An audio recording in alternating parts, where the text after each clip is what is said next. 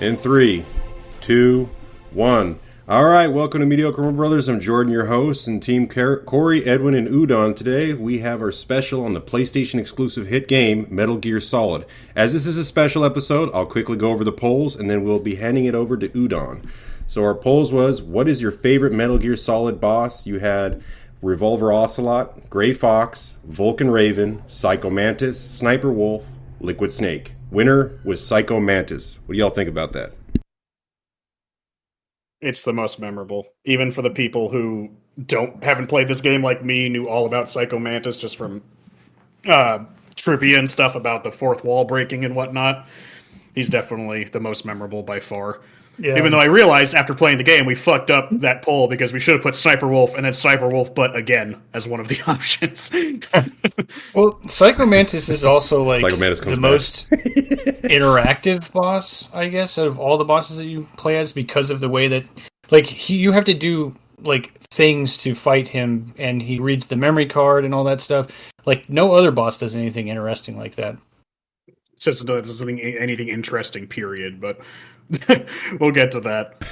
Here's some nice clothes. Really tight clothes.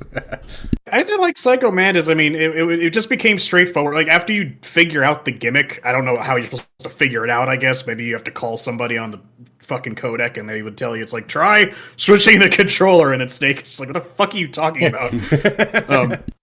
Yeah. Snake the action button. What does that mean? It's that era of game, right? Where instead of, like, we don't have pop-up windows, they actually have the characters in game, in universe, telling Snake to press the select button to open up his codec. Yeah. I mean, we'll get to all the bosses. I have mixed feelings about this game. I really, really do. This is another game, one of our monthly games, that I know a lot about. I was very aware of, but I've never actually played. The most I've known about Snake was just from Smash Brothers. I just knew he was, espionage man. But anywho, we'll go ahead and get this started because there's a little to talk about because this game is such a weirdly unique beast. It's odd to tackle, and I'm going to try my best to keep us on track in a sort of in a narrative sense as best as I can. So anyways, for small bits of trivia, Metal Gear Solid is a stealth action game that was published by Konami for the PlayStation in 1998. Hideo Kojima was the director, producer, and writer for the project. When it released, it sold more than 7 million copies worldwide and earning critical acclaim. Unbeknownst to me, I thought this was the first one in the series. When I was writing this, I realized it wasn't. It's the third game in the series, weirdly enough. I did not know that. Before Metal Gear Solid that we're playing now, it was just a game called Metal Gear, which came out in 1987 on the MSX2, which, again, because I had to go on a whole different rabbit hole, and I'm not a computer guy. From what I understand, it was just a home computer system. The NES and the Commodore 64, and then they had Metal Gear 2, Solid Snake, which released in 1990, and that was just on the MSX2, as far as I could tell, which was strange that the sequel didn't release on other things, but all of these were also directed and written by Hideo Kojima and published by Konami. I don't think we have to deal with Kojima being let go until way farther in the future. We're not near that point in this timeline at that point. So Kojima is very much in control of the project. So I guess we'll just jump into it. I'll stop at this again. This is a very weird game to break up into segments to talk about. This game is incredibly story heavy, probably the most story heavy game that we've had on the monthly game so far. So the game opens in a cutscene of a submarine traveling through the Alaskan Bering Sea. The cutscene establishes the story and setting, as well as giving us a look at our main protagonist, Solid Snake. Solid Snake is being sent to a nuclear weapons disposal site on Shadow Moses Island that was taken over by special forces and being led by members of a group called Foxhound, which I believe Foxhound is what Snake is a part of, and all these people are like defectors from that. If any of you three know the better lore of this, please correct me or help me with this, because I'm trying to piece this together as I was going along. They have nuclear weapons at their disposal and are demanding that the remains of someone referred to as Big Boss be turned over, or they will launch a nuclear strike after 24 hours have elapsed. I'm assuming the other two games played a lot into this game's narrative. You don't have to play those games to pretty much keep up with what's going on, but they do reference a lot of shit that happened in the past in this game. I don't know if the previous games help with that, but point being is that the story of Snake's personal achievements and other missions go far beyond than what this game has in it. So, Solid Snake's primary mission is to rescue two persons of interest, the DARPA chief, Donald Anderson, and the president of Arms Tech, Kenneth Baker, with the secondary objective being to confirm if the terrorists have the ability to make a nuclear strike at all and stop them if they do. With this information, Snake is launched from the sub toward the insertion point. As Snake approaches the base, he is informed of the major enemies that are located within. We have Psycho Mantis, who apparently possesses powerful psychic abilities, Sniper Wolf, an expert sharpshooter, Decoy Octopus, who is a master of disguise, Vulcan Raven, who has the most hilarious description of he's just very large and very shaman, Revolver Ocelot, an expert sharpshooter and interrogator, and their leader being called Liquid Snake, who at the current time we only understand just simply shares a code name with our protagonist Solid Snake. Let's see. Snake is to do this mission alone with no gear prior other than the suit on him and his codec. All items he needs to be collected need to be collected on site, so he needs to scavenge for tools and weapons to use. We are hit with the title card, which is being followed with Snake breaching the surface of the water inside the nuclear site. As Snake breaches the surface, names basically fade in and out on the screen as if this is an opening to a movie, like giving like opening credits essentially. The first thing we are introduced to is Snake using the codec system. This is our main method of communication with those who are supporting Snake from the sidelines, and a tool we will be using very often throughout the entire game. This was still an age where game tutorials had characters outright tell the protagonist/player what button to press to perform certain actions. Point being, the first time the codec is pulled up, it's pulled up automatically, and the colonel is telling Snake, press the select button to bring up the codec and call me anytime. Let's see. As the player explores the dock area, more names are mentioned on the screen as the player gets used to the controls and functions of the stealth system, being able to crawl and hide behind objects by pressing against them while avoiding enemies' line of sight as they patrol. This segment is a little bit awkward as you need to wait out like an arbitrary timer before an elevator comes down, which is the barrier for Snake progressing forward. I know we didn't move very far, but there is kind of a lot to talk about just in this opening area alone, with between the cutscene and just how the game plays basically. Oh, and I forgot to mention, I believe I'm Corey now, basically. How Corey was in Resident Evil, because I believe you three all played the remake on the GameCube, which was called Metal Gear Twin Snakes, yes. Yeah. And I actually played the original on I have the disc version, and I have a PS1, but I played it on my PS2 because it's easier. So I'm the one with the old school controls and graphics and whatnot. But still, that being said, so if I say anything that has changed from this game to the remake, please correct me or add in anything that's just missing from the original that's in the remake that you can talk about. But I guess just out of the gate, presentation-wise and setting up like the story and how the controls feel and like that little opening segment in the docking area, like how does everyone feel about that? We'll start with we'll just do how we normally do. Jordan, we'll start with you.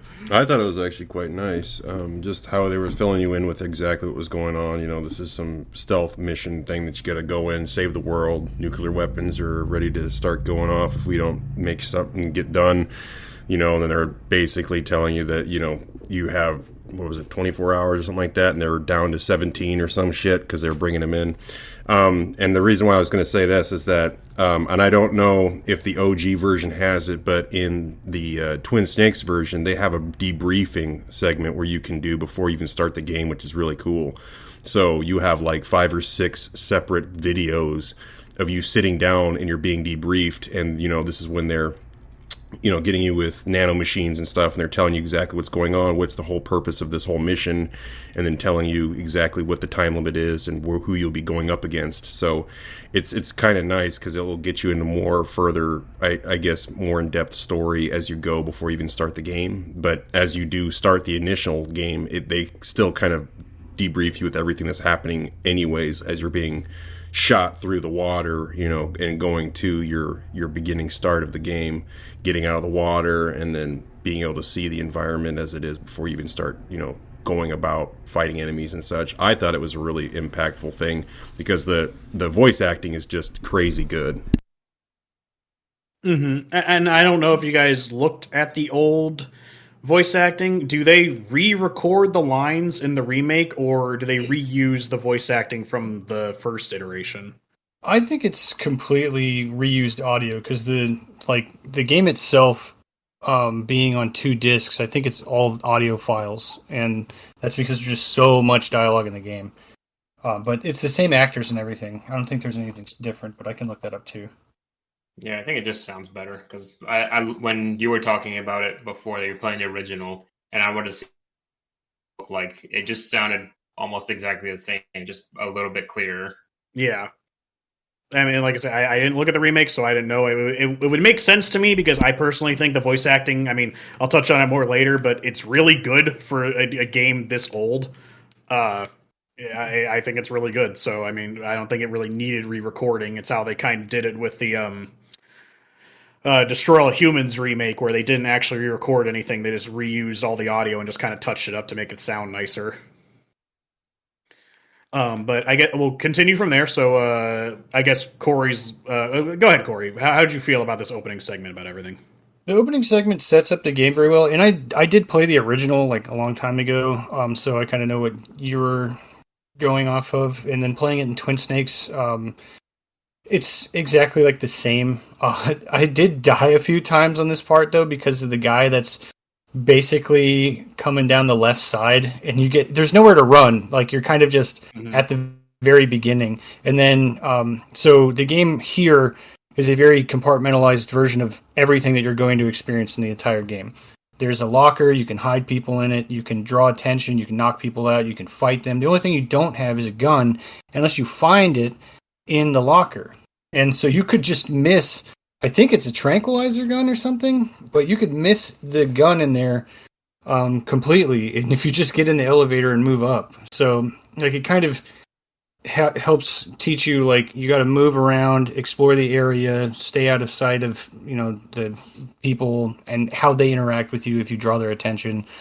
So it's a pretty strong like tutorial that doesn't feel tutorial-ish, except for the fact that Campbell calls you up and he's just like, press the action button, Snake, I'm going to teach you how to crouch, Snake. And it's like, okay, I got it. But yeah, it's a good area. It's a good start. Once you get through the frustrations of some of like the way the combat works, because the hand-to-hand combat he's so well trained in is just punch, spin, kick. Yeah. and you're like, okay, and I don't think in my entire playthrough I figured out how to grab and choke anybody out the entire time of the game. You can do that?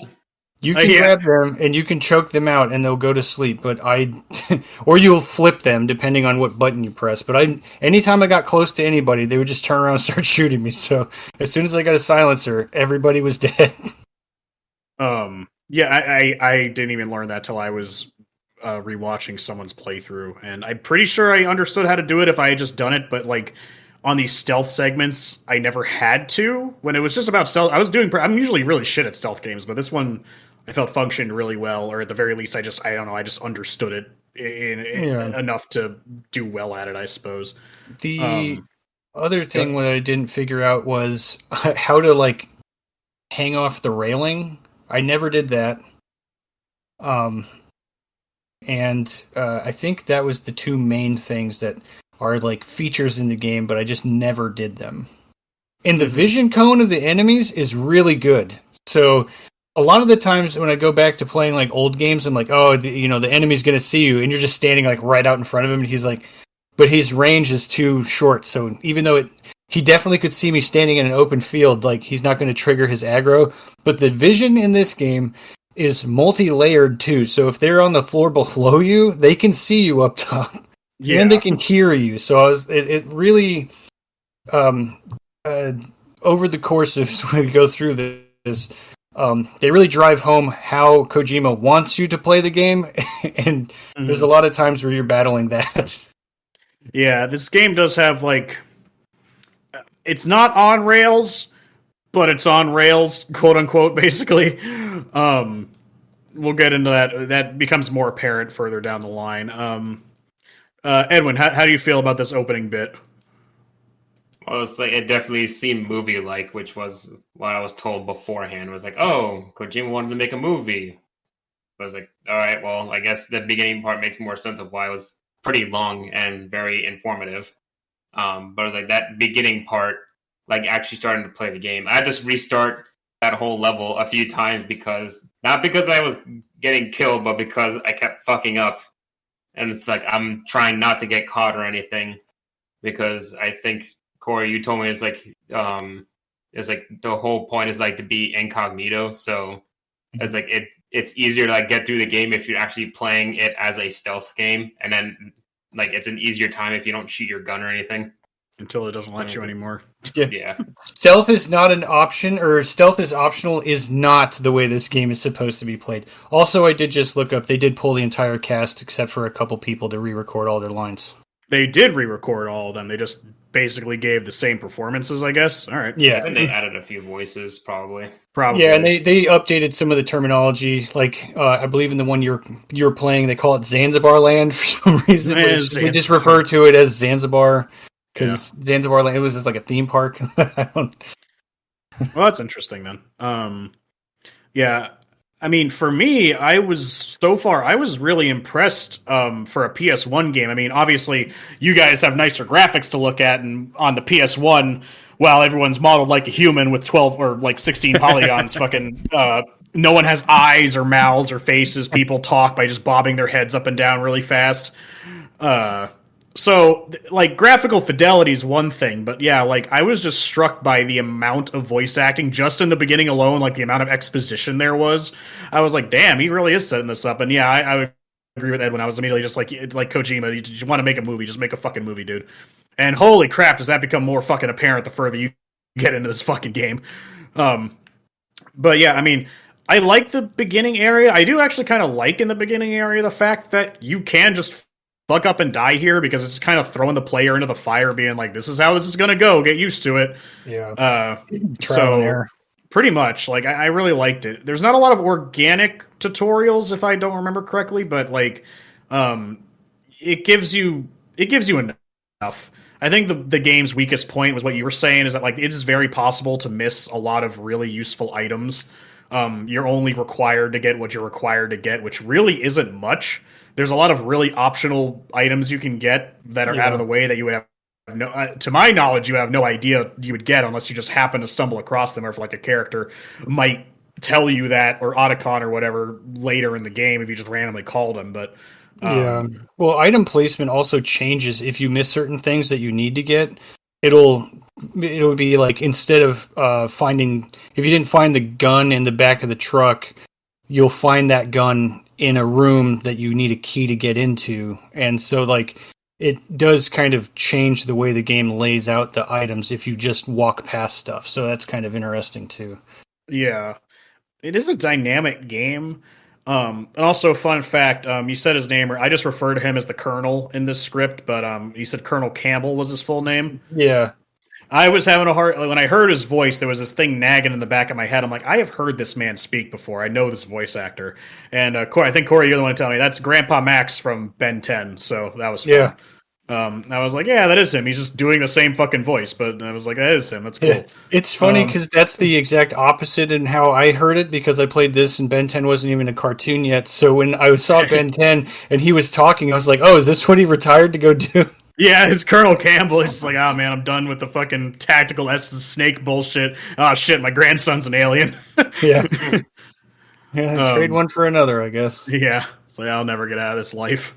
That's just fun trivia. I just like seeing voice actors I know show up in other things, and of course heard him in anything else, but Snake's voice acting is quite iconic. That low, gravelly voice everyone loves. I don't know when he got replaced. I just know that they did replace him at some point. I don't know which game it was. In the most recent released one is when they finally cut him. Ah, okay. I don't know for why they Kiefer Sutherland. And then they cut all of Kiefer's lines. Well, I don't know why would you want to replace this man unless he was just getting too old and couldn't do the voice anymore. But I feel like age would actually help with the voice. Yeah. Well, that's interesting. Anyways, I guess we'll continue past there. Let's see. Snake commandeers the elevator and uses it to ascend further into the base. Now outside the main part of the base, he contacts his support team with the codec, giving us some exposition on the mission and Snake's abilities to survive the cold of Alaska. Basically, the character Dr. Naomi's like, I gave you nanobots and your fucking skin suit that protects you from cold. Kojima tries to cover his tracks with a lot of things that people might be asking, and stuff like that I do appreciate. When you're like, man, Alaska's cold. It's like nighttime in the coldest part of Alaska. Like, fucking, how cold is it? Is he warm? Like, that thing doesn't look very warm. But he's like, nah, he has a thing. He took a drug or whatever. You know, he's warm. He's fine. It's not needed strictly, but it does help. It's like I kind of appreciate that, so I'm not questioning how he's being warm, even though most of this game he's inside anyways. But Snake is also introduced to Mei Ling, who serves as our save point throughout the entire game and gives us a bit of character in Snake with his flirtatious dialogue. This is one of the things that I kind of felt annoying about the game, was that, like, Snake does seem to be a pretty, I don't know, personable person. I know that's a horrible sentence, but, like, he does seem interested in people. He doesn't seem like this cold-shouldered asshole. Like, he seems like a person, but he'll tell you otherwise later in the game. Then we meet the Colonel Campbell and Dr. Naomi. They all help explain our radar system in more detail. The player is encouraged to contact them anytime they need assistance and are typically fairly good at doing so. I think this game's fairly good at directing you if you get lost or telling you what you need to do next. Snake examines the area, and the support team briefs him on a brief tutorial of the multiple approaches that he can take to tackle the objective of entering the base in front of him. The player is left to experiment and choose how they want to infiltrate the base. Snake explores the area and grabs a few useful items like the chaff and stun grenades, the chaff grenades disrupting electronics and stun grenades stalling enemies. He also locates a pistol, but without a silencer. These all things I'm just taking from the playthrough I saw, which was pretty optimal, because in my playthrough I didn't grab the pistol here. And this game, to make something very clear, this game has a lot of dialogue. A lot of dialogue. Like, if you play this game perfectly, I'm going to ballpark it and say at least 65 to 70% of the game is cutscenes and dialogue, which isn't a bad thing, especially because the voice acting's very good and the writing's pretty decent. However, that being said, I'm not writing every single fucking line of dialogue and reciting it for everyone here, else we'll be here all fucking day. And I'm not fucking re-recording everything either, like writing it all down. So I'm giving a very brief overview of these things. There's lots of character development in a lot of these cutscenes. There are finer details to the story that we are going to gloss over. We're just going to hit the major points because, quite frankly, we could do an entire podcast episode on just the story, ignoring the gameplay altogether. But we're here to talk about, like, an overview of the entire game. So if you want more details on it, go look up cutscenes, watch a playthrough, or play it yourself. So I'm just warning everyone here. I'm going to try and give you a decent amount of the story, but I'm not here to recite everything line by line and get into every single nook and cranny of character development there is. Reading Rainbow, Metal Gear Solid.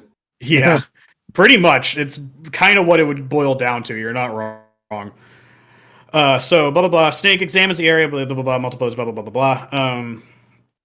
So in this area, if I remember correctly, we are outside. There was a helipad. There's some cameras. We get to introduce the cameras. There's more patrols, and there is, like, I want to say 3 or 4 ways that Snake can go inside the base, and the player is given pretty, a lot of freedom here. A lot of choices to choose from. So I guess we'll just take it right there. We'll probably take more pauses as we go, and our talky bits will probably be shorter because it's hard to. Because I'm sure people approach this differently. Jordan, how did you deal with the outside of the base, and how did you get inside?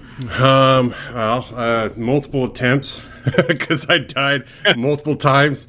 This was the part where Udon and Corey were just looking at each other basically, if they could, and just asking the question: is this actually the right game for Jordan? Because I was losing my shit like every fucking minute. I was just constantly getting killed. The controls I couldn't handle. They were really eating me alive. Every time I tried to have myself crouch or be able to get myself against a wall, my guy would lay down on the ground. He'd be like, look at me, I'm a snake. And then they shoot me. Or it's like, okay, I'm going to try to choke this guy out. And then another guy sees me. It looks really sexual because I'm right behind him. And he's like, and then drops him. And then I get shot, or I'm just doing my happy dance, just running around, and he's shooting me. And I just constantly keep dying. So I don't know, maybe 50th time is the charm, I guess. And then I've eventually got through it all. The parts where I don't have my weapon is a really short story, because it's just, I'm in complete pain, because I can't do these type of games. I just don't know what it is. The patience, probably one of them, but just the controls and how it works, I'm pretty sure a lot of people will be looking at me like, God, this guy's such an idiot. He doesn't know how to play this game or play any game. I'm a simple guy, right? Again, I can't do this stuff. And eventually, to the point where I get my gun, the game gets better. But up until this point, I just have a lot of negative side to it, because I just cannot handle how this shit works. It's just painful. So do you remember how? Don't get me wrong. Everything you said is completely valid, and I agree with you, because you were losing your shit so bad. I'm like, we can do something else, because it was like the first weekend of the month. We could switch anytime you want to. Well, once we get to the tank hangar, I'm sure he'll have more to say. I'm sure, but if you remembered, I just wanted a straight answer. Do you remember, did you go to the second story? Which entrance did you finally get inside the base, if you remember? I went to the second story when I got up there. And this is also the part, is this also the one where we were, Corey, that we were talking about, that I had to get up there, and if I missed a certain point, I couldn't get the thermal goggles? Is this the one, right? Correct? Not yet. Not yet. That's the next area. You have to get the thermal goggles. Okay, all right. Yeah. Because there's only the stun gun and the SOCOM in this area. Yeah. No, running through it, got to the point, and then I scrambled like a bunch of eggs, and then I got myself onto the damn fucking elevator, got me up there, and I pretty much felt like I have I have just bad remembrance of this, because I was just so full of anger. That's completely fine. Mine won't come until we're at the end of this entire thing, but I completely understand how you feel. And you got to play the remake with analog control. I was stuck with the fucking D-pad. True. But I get Corey. Since you weren't, hulking out, could you remember how you approached the outside of the base? Yeah. So basically, this area it kind of baits you into the middle by having a item box in the middle of the helipad with the spotlights, and if the spotlight tags you, then everybody's on alert. I went for the top staircase on the right, ran around and got in, and it's not really that difficult to get in there. But first, I had to get the SOCOM out of the back of the car. I want to try this once you get your turn. I now remember now. Okay. So the other thing that this teaches you, is enemies patrolling when they're on alert. More people will come. If you shoot somebody and they're not answering their radio, they'll send another NPC to come occupy that area. So you can't really clear a zone without people showing up to investigate what's happening, which is really kind of cool. So the game itself is an actual living, breathing experience, rather than other games where you just kill everybody on the floor and then walk around and find stuff. It's so the game is always working against you, I suppose, or at least maintaining that same difficulty wall at every moment, so that you can't just spray away everybody and then fuck around. There's also some other things that it shows you is the enemies can follow your footsteps in the snow, so you have to be careful about that. Not that that's really a giant issue, because most of the game takes place inside of a building anyways, and there's only a couple other places that has snow on the ground. but it is kind of a cool thing to have, especially for a PS1 game to have something like that. And another fun trivia thing, because when you come up the elevator and it does that Metal Gear Solid like title drop thing, and then you see Liquid and he's over there talking to somebody and he gets in the helicopter. Liquid's voice actor is also Leonardo from the 80s Ninja Turtles. So that's kind of fun. Because when I heard his voice when I first played the game, I was like, oh my god, that's, it was the same thing with the Ben 10 guys. So I was like, oh, that's fucking cool. So they had a pretty good cast. This area wasn't really hard for me. I just noticed, like, don't go into the helipad. They want you to do that so that they can teach you about the fucking lights, even though I think this is the only place in the game that has them. So it's really weird that they're here and that it's like a feature. But there are cameras that can see you, and I think there's a camera in this.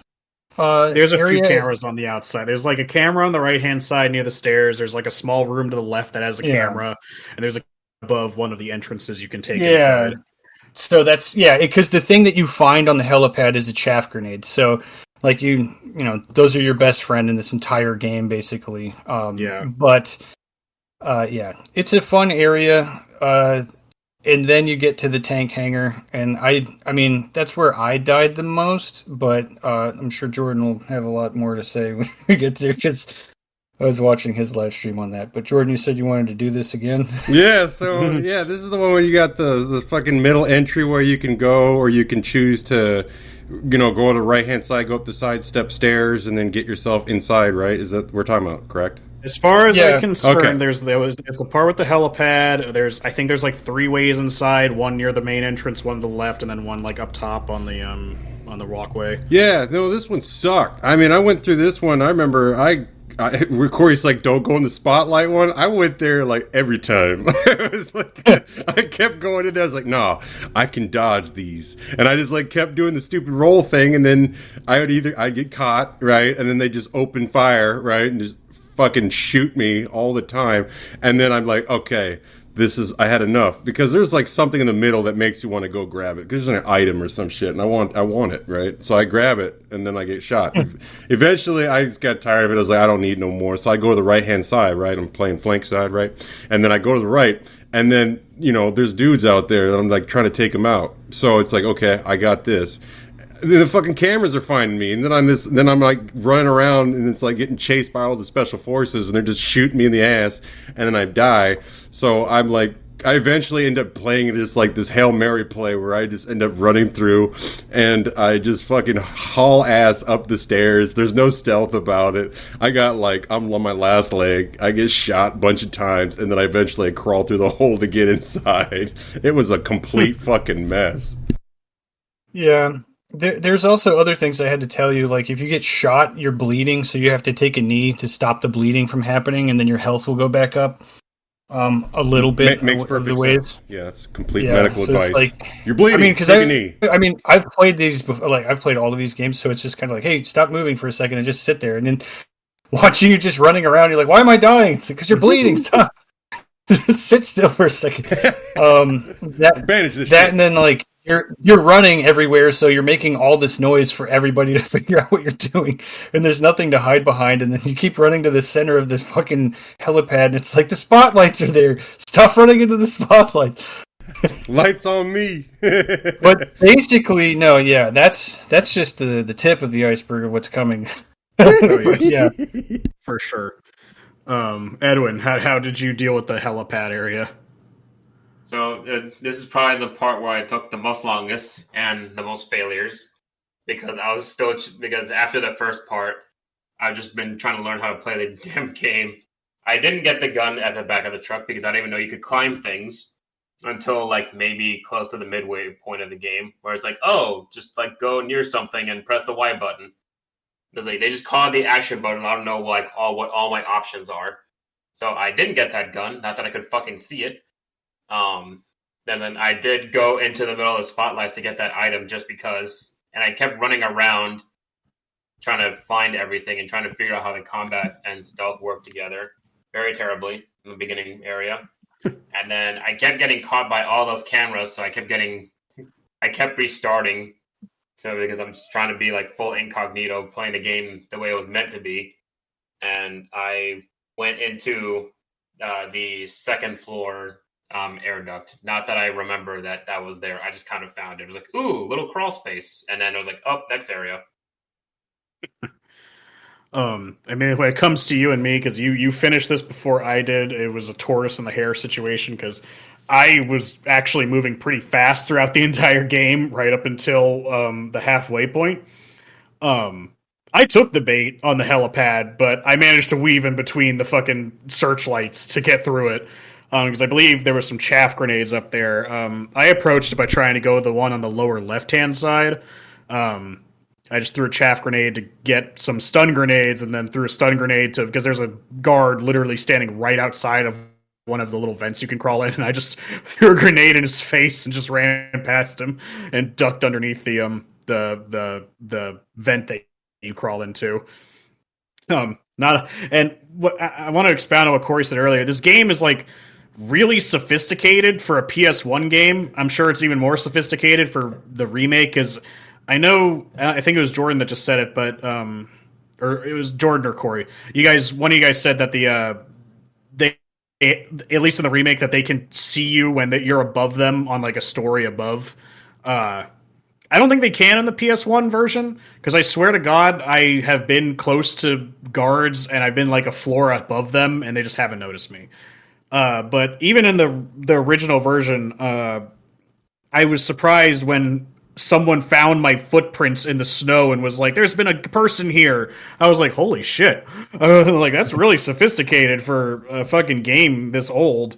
I was really impressed. And then later on, you have like metal grates that make more noise than others, depending on which one you're like walking on, that can like alert people better. And I was just surprised at the amount of like things that can happen in this PS1 game. I was shocked. And not only that, Corey said it at the very beginning, but yeah, the enemy's cone of vision is very precise, and your radar does show it really well. You can walk right behind a person. They have no idea you're there, but God help you if you're in that cone of vision. Even if you're like 100 yards away, they'll spot you from like 1,000 miles away, but like, there he is! And when someone fucking finds you, you're done, unless you are incredibly lucky. Because as far as I know, once you're found, even if you start killing guards, they just respawn infinitely until you like lose aggro, essentially. Yeah, at least you have to run and hide. Yeah, you have to run and hide, and they find you really like the game harshly punishes you for getting caught. Like, you really do need to be playing this as a stealth game, 100%. But moving past that. After making his way past the guard, Snakes infiltrates the base and is contacted by a man called McDonald Miller, also known as Master, another character that Snake can contact with questions about the wildlife in Alaska. I don't know if anyone talked to this man outside of the times you're supposed to, because I'm just like, when the fuck is that going to come? Yeah, I forgot. I just forgot about Miller. Well, because it's just like, contact me if you have questions about the wildlife. I'm like, wildlife? I'm in a nuclear base. What the fuck are you talking about? There's a rat in the vents. Got any information? Yeah, it's like, is there going to be a bear in here? I don't know what to expect in Metal Gear Solid. Yeah. So he is a major character, but quite frankly, you have no gameplay reason to talk to him, at least none that I found. But this is also when we learn that you get different codec frequencies for different characters that you can contact whenever you want to. Thankfully, even in the PS1 version, we have like a little drop-down quick select menu instead of having to like manually switch the frequency every time, which is really nice. Also, you can call Mei Ling anytime you want to and save the game from any point. I love that. I like a game this old, not. Well, I mean, even I don't fucking care. It's her job. I couldn't believe. I was like, oh my god, a PS1 game where there's not just like an arbitrary save point. I can save the game whenever I want to. This is amazing.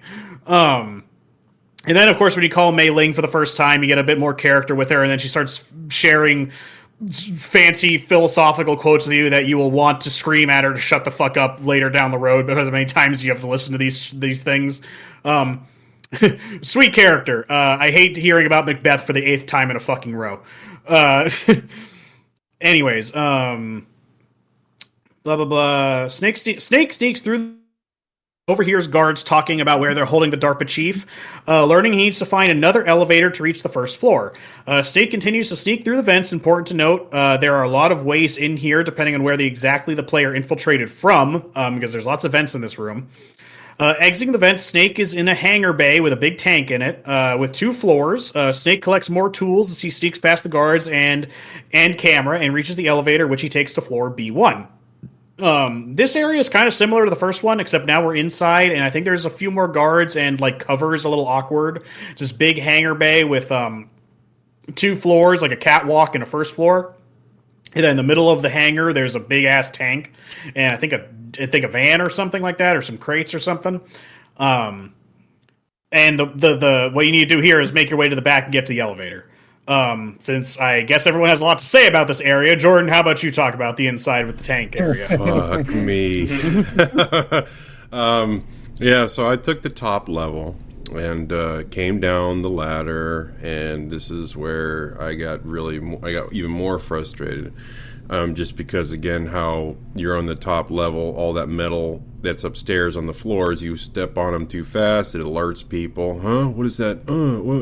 Shoot him, and then, oh, camera, lights on me, shoot him again. So I just constantly keep getting murdered, and I was trying to just run through it. Then this is when Corey kind of informed me, hey, you can use chaff grenades. I'm like, oh, cool, chaff grenaded up.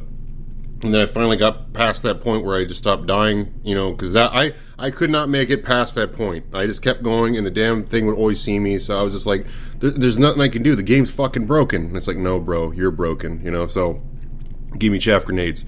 I throw them, and then I just had enough time to keep getting with the first fucking guy on the top level that was just always watching me, until I eventually would just do exactly what I've said I've done in the past. I just fucking run past him. I do the roll. I knock him down, and I just fucking run for the home base. Just get downstairs, fucking getting shot up, just bleeding, take a knee. And then I eventually hide underneath the tank. And thank God they're stupid. They just were like, oh, he's under the tank. He's under the tank. I don't know where he would have went.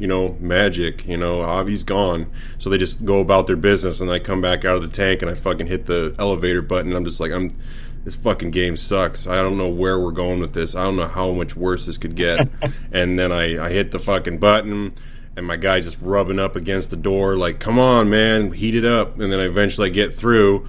And then I don't know if Udon, if you saw this, I could have swore you were the one that saw this one where I got in the elevator and then it wouldn't go down. So I'm hiding against the fucking wall like, nah, man, they can't see me, bro.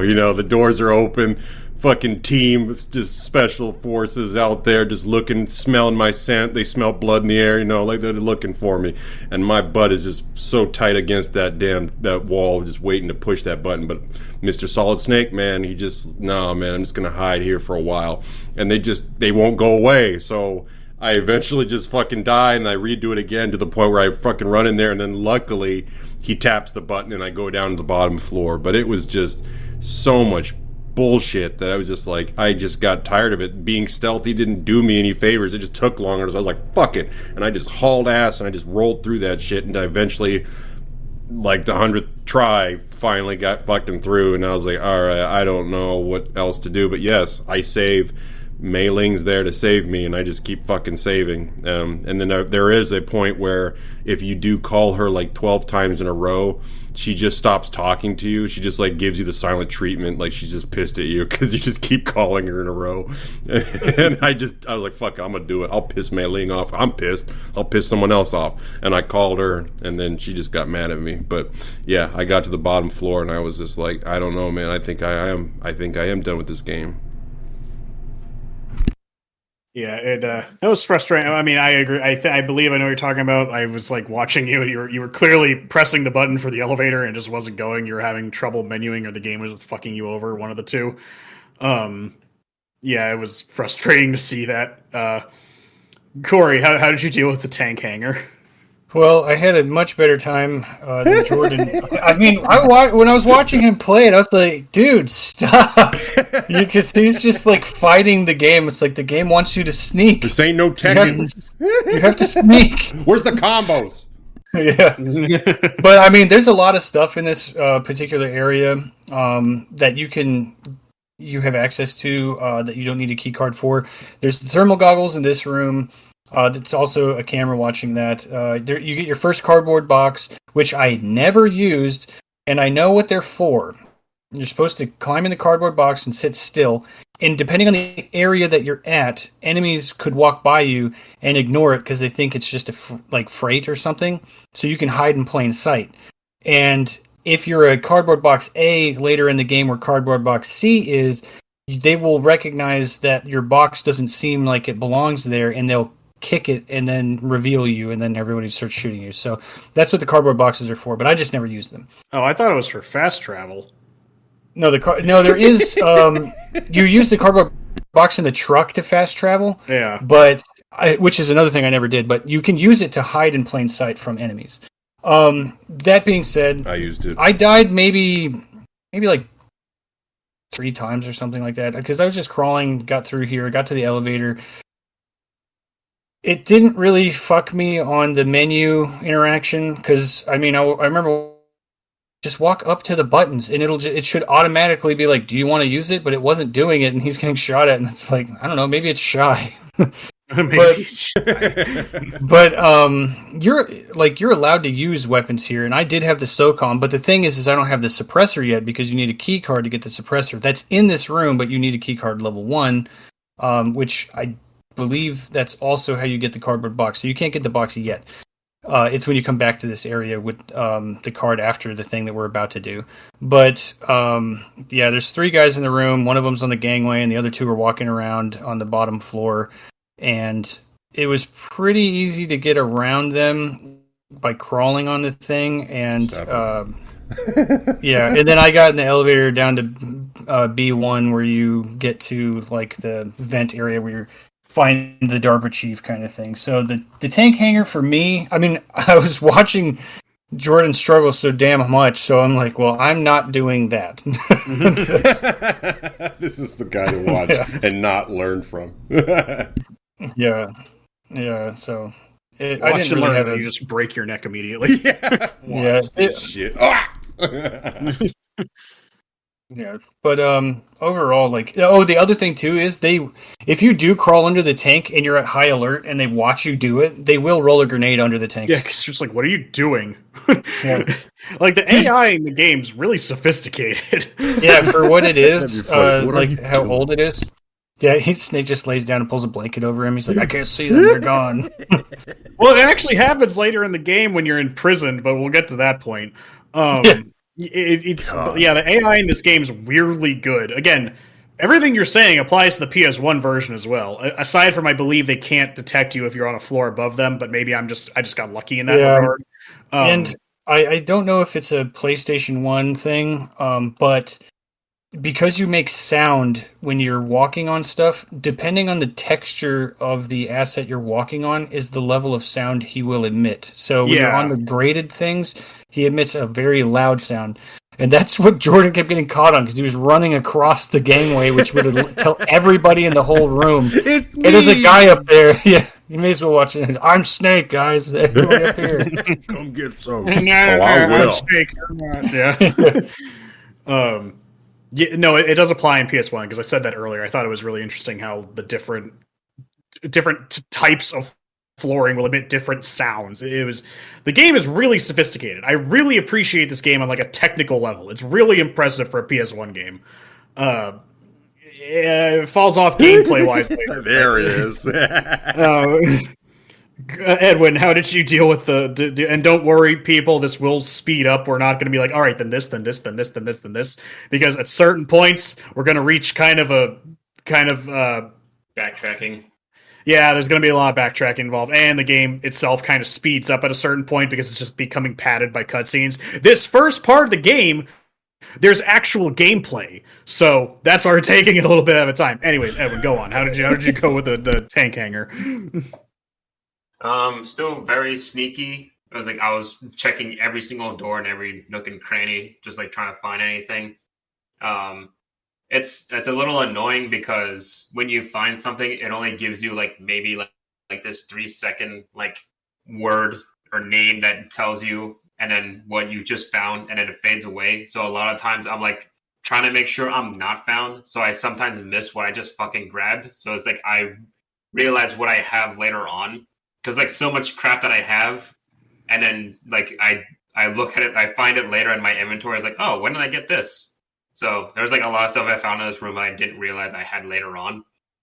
But I did get caught a few times, because that's when I realized like, oh, I'm making a lot of noise by running on this grate. And then I had a lot of trouble with this issue of the entire game, because my analog stick is just like very sensitive. So it's like if I move it just like an atom more to the left, then it was like, oh, Snake just wants to run a marathon and make all the fucking noise in the world. And then it just alerts everyone. It was like, no, Snake, I need you to walk. That's how I feel. It's like, I wish there was a button where it's like just switch between sneaking and running. But I kind of checked every room, and then I had a little bit of a problem in like the top left corner. I think like the second camera you find in the room in the second floor, because it's just like perfectly speed and angle can find you turning the corner and then trying to go down the stairs. So it's like I gotta like hug the wall like halfway through the camera's vision, because it'll catch me every single fucking time trying to get past there. And then I was like, I finally made it to the fucking elevator after running around for like 20 minutes. And then also running around and then also restarting because they getting caught. And then I also realized at this point, I was like, oh, god damn it. I can get caught inside the elevator. I was really pissed. And then, yeah, it's like, then I went to basement floor 1 first. And then I just went in order. So I just went to basement floor 1 and that was it. Mm-hmm. I mean, again, me personally, I really had no issue with this area. I just I looked around a little bit, grabbed some items, and I just went right for the elevator. I don't know what it was, but I walked right through it. I don't know. Trust me, I get my comeuppance later. This first half was just really easy for me. I don't know why. I just kind of got it, I guess. I don't know. I have no excuse. I really don't have much to add. Everyone else I just kind of piggybacked on everyone there. So we'll just keep moving on from here. So, okay, here we go. Once there, he is contacted. Okay, yeah. So he takes the elevator down to B1. Once there, he is contacted by Mei Ling, who informs him the DARPA chief is nearby, as shown on his radar. Snake climbs into a nearby vent, learning there's also a woman being held captive here as well, because he looks down and says, "Is that him?" "Oh, a woman." And he walks on. It's like, yep, that's not him. Snake exits the vent above the cell the chief is being held. Snake informs him of his mission and asks him to divulge information about the terrorists. And he informs Snake that they do indeed have the ability, Jesus Christ, I can't talk today, ability to launch nukes with an experimental nuclear walking battle tank, Metal Gear. Snake says he has had a run-in with this kind of project before, and the chief says this area was being used for top secret test runs of Rex, which is the code name for this particular Metal Gear. The new Metal Gear prototype being held here. The chief also informs us of the PAL, which is, I don't know what the acronym is, but it's to inform us that this is the system of the 2 passwords to launch the nukes. Special codes needed to actually launch the nukes. He having one, and the President Baker, which is the other person Snake was sent here to find, having another. Both are needed to launch the nukes. The chief, however, has already divulged his password as they tortured him, and he says that Psycho Mantis got the code out of his mind because he's psychic. And they are currently working on Baker right now. Snake is also informed of special card keys that can be used to stop the launch even without the password. During this entire time, the woman in the adjacent room is listening in on this conversation.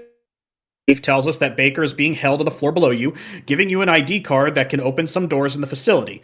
With this exposition being over, Snake moves forward with his mission to extract the chief.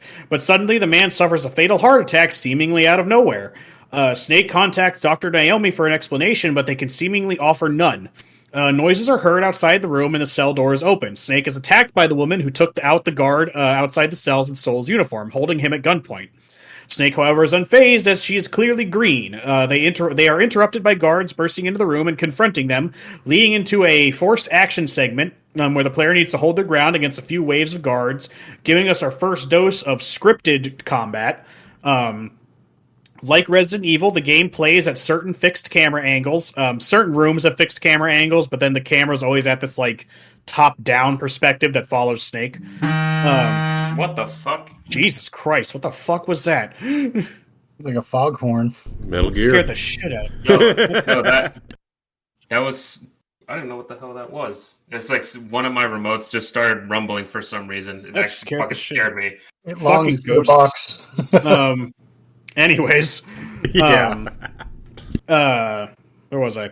The game plays at a certain fixed camera angle, and the shooting can be a bit awkward at times, especially on the old PS1 version, where there is no auto-aim, and I'm forced to use a D-pad, and I can't aim down the sights to my knowledge unless I'm pressing both the shoot and triangle buttons together, which requires me to use my fat thumb to hit both buttons at the same time while using the D-pad to aim at the same fucking time.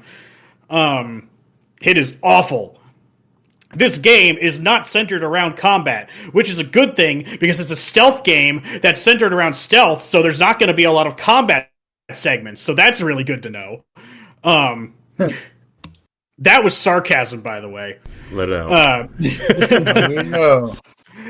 But, anyway, so after taking out the guard, the woman runs off, leaving Snake behind, but not before he gets a good look at her behind. This is relevant. Nice. This is relevant. Shockingly relevant. Snake attempts to pursue her, but escapes in the elevator. But she escapes in the elevator. Well, we get glimpses of Psycho Mantis, who seems to be affecting the situation from afar with his psychic abilities. We'll just keep going until we're past Ocelot, because that was mostly just cutscene. Snake loots the area before proceeding deeper into the base, down to floor B2. Down on B2, Snake loots some more tools, including C4 and grenades. Snake uses the C4 to blow open miscolored sections of the wall, which reveal passageways beyond them. Before long, Snake finds himself in a room that holds Baker, strung up in like a saw-like contraption, set to kill him at the slightest provocation. Snake is then ambushed by Revolver Ocelot, flourishing his, in quotations, greatest handgun ever made, his revolver, his Colt something, and starting our first boss fight of the game. Snake must beat Ocelot in a game of pistols, because I don't think you have any other thing to use here besides your pistol and grenades, I think, and technically C4. I guess you could use C4 against him. I didn't even think about that. I don't know if you can use explosives in this room. Oh, yeah, that's right. You can't. I forgot that. Yeah, because you know you can't because I used a grenade. I got a game over. That's right. You are forced to use the pistol. Baker's like, come on, man. Yeah. Blah, blah, blah. Game of pistols, simply having to find opportunities and angles in the square room to score hits on him while avoiding them himself and not touching the wires that string up Baker in the process.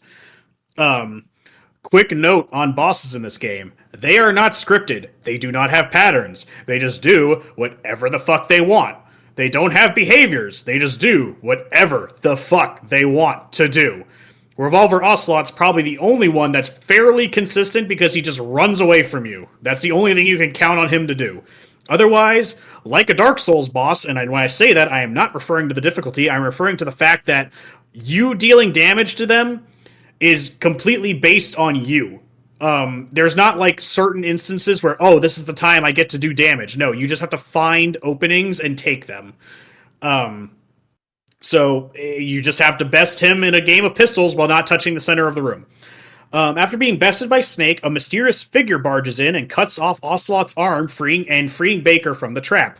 Ocelot flees, and Snake sees the figure as some kind of cyborg ninja who seems to suffer a malfunction and flees as well.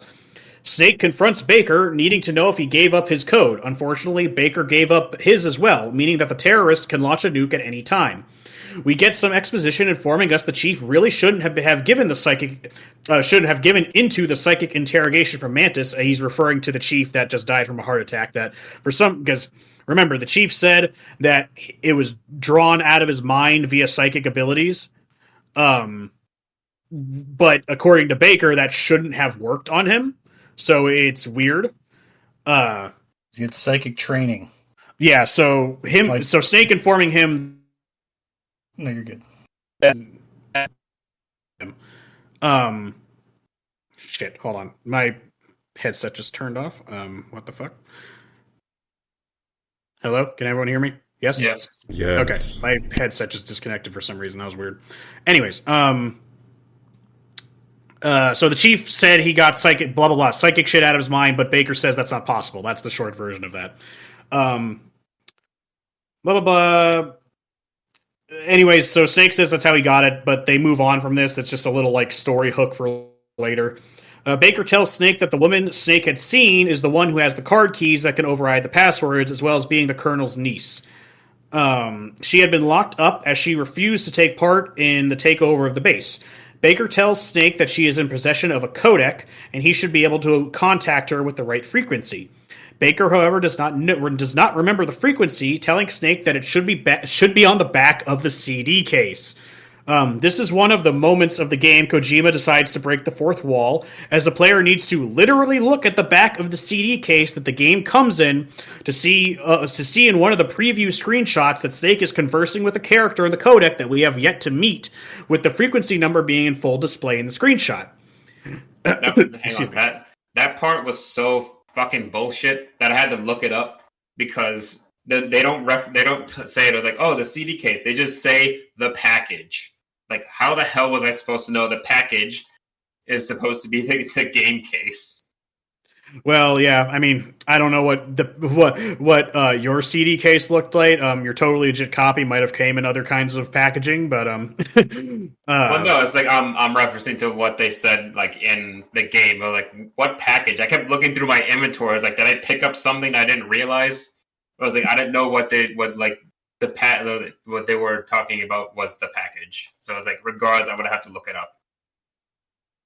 That's interesting because that's a different re-recording thing, because in the original it definitely said on the back of the CD case, so that's interesting. No, it definitely didn't say that. Otherwise, like, I would have like realized like, oh, it was like, this is a fourth wall break, but it's like it's just the package. It was like that could have been anything. Yeah.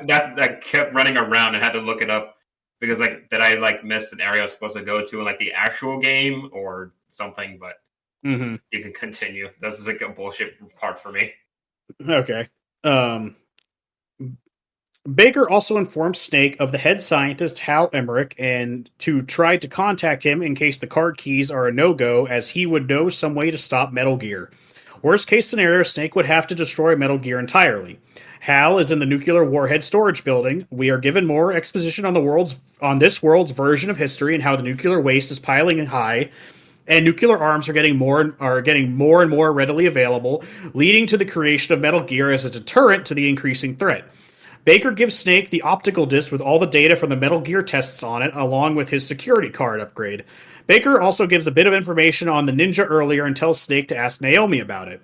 Baker then also seemingly suffers a fatal heart attack similarly to the Chief, while giving more hints as it to not being a random occurrence. Colonel Campbell tells Snake that to get in contact with Merrill, while not giving him any information on these strange occurrences or the ninja. Actually, you know what? That's enough for now. Before I keep going from there, it's a good stopping point to do the round table.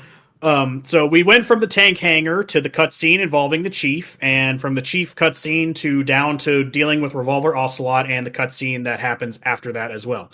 So, Jordan, what are your thoughts about that whole segment? So this one was funny for me as well. This was another one of those funny moments. I literally remember.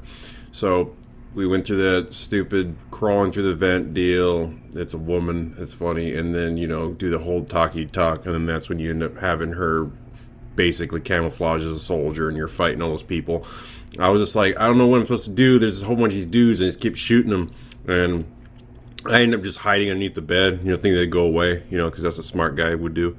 And they just end up shooting me. And I'm like, okay, that doesn't work. So I just kung fuing them. And then that didn't work. So I just all right. And I just unloaded all my ammunition onto them until I finally got to the butt scene. I was just like, you just got to see that ass, and then after that we were done. And then it got to the fun part where it's just like, okay, now I can start going through these levels and finding my stuff. I was doing that whole part where you go down to the next level where you're having to get all the items in those different rooms before you end up having such an easy way of noticing that there's places to place C4.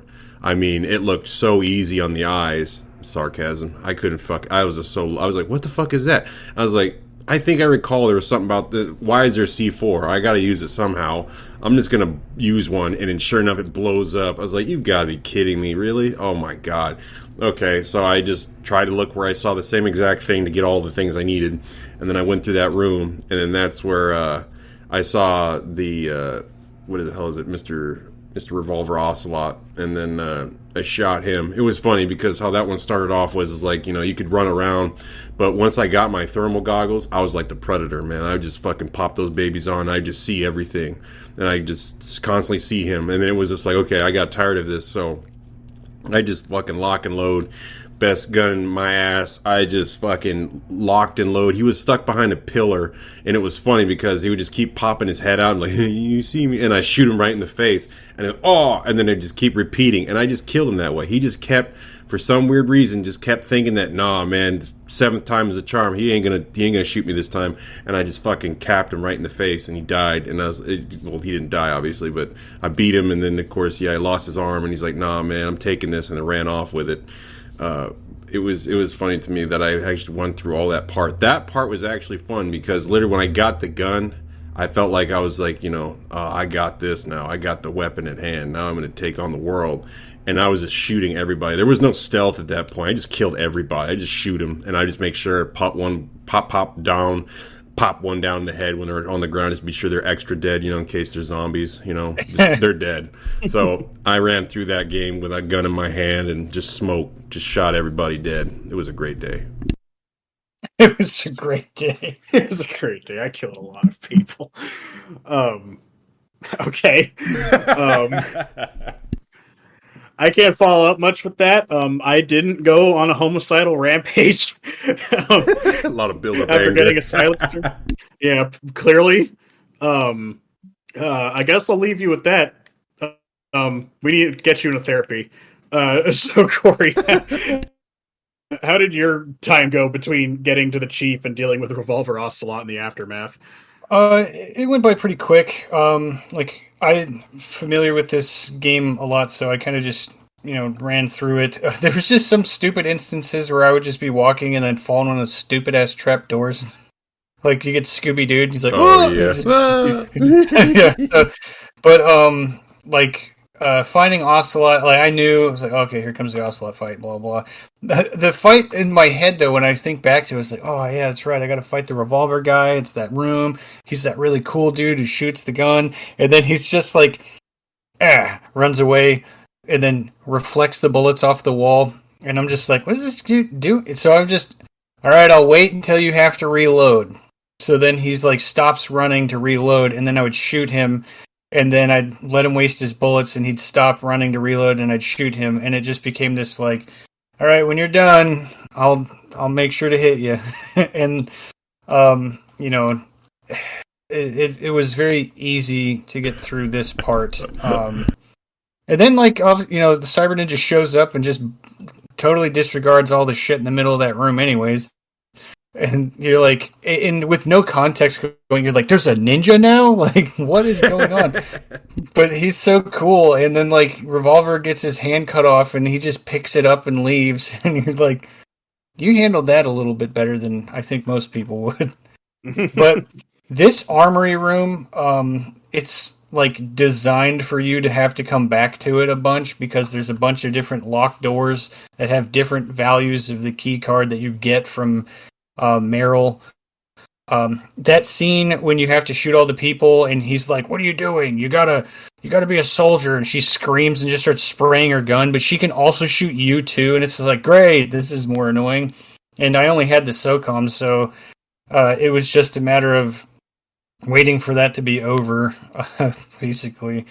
But this setting is for the floor beneath and stuff, like the armory and the blowing up of the wall and everything. I like the atmosphere of all of that. And the funny part is that Meryl codec thing being on the back of the case It's also on the back of the collector's edition for the game, like the 3-pack on PS2, and it's on the back of the case for Twin Snakes on GameCube, but it's not on the back of the case or mentioned anywhere on the PS4 collector's edition that has all of the games in it.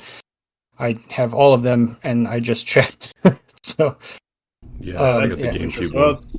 Well, it's nice that they kind of at least tried to put it on every single version to keep the fourth wall break alive, I suppose. Yeah. So it's like, oh, yeah, and I knew that already. I think I messaged it in the chat too. I was like, Meryl's codec is this, but it probably got lost in the chat. But just in case you guys don't have the game case because you're playing a totally legit copy, that's the only way to find it.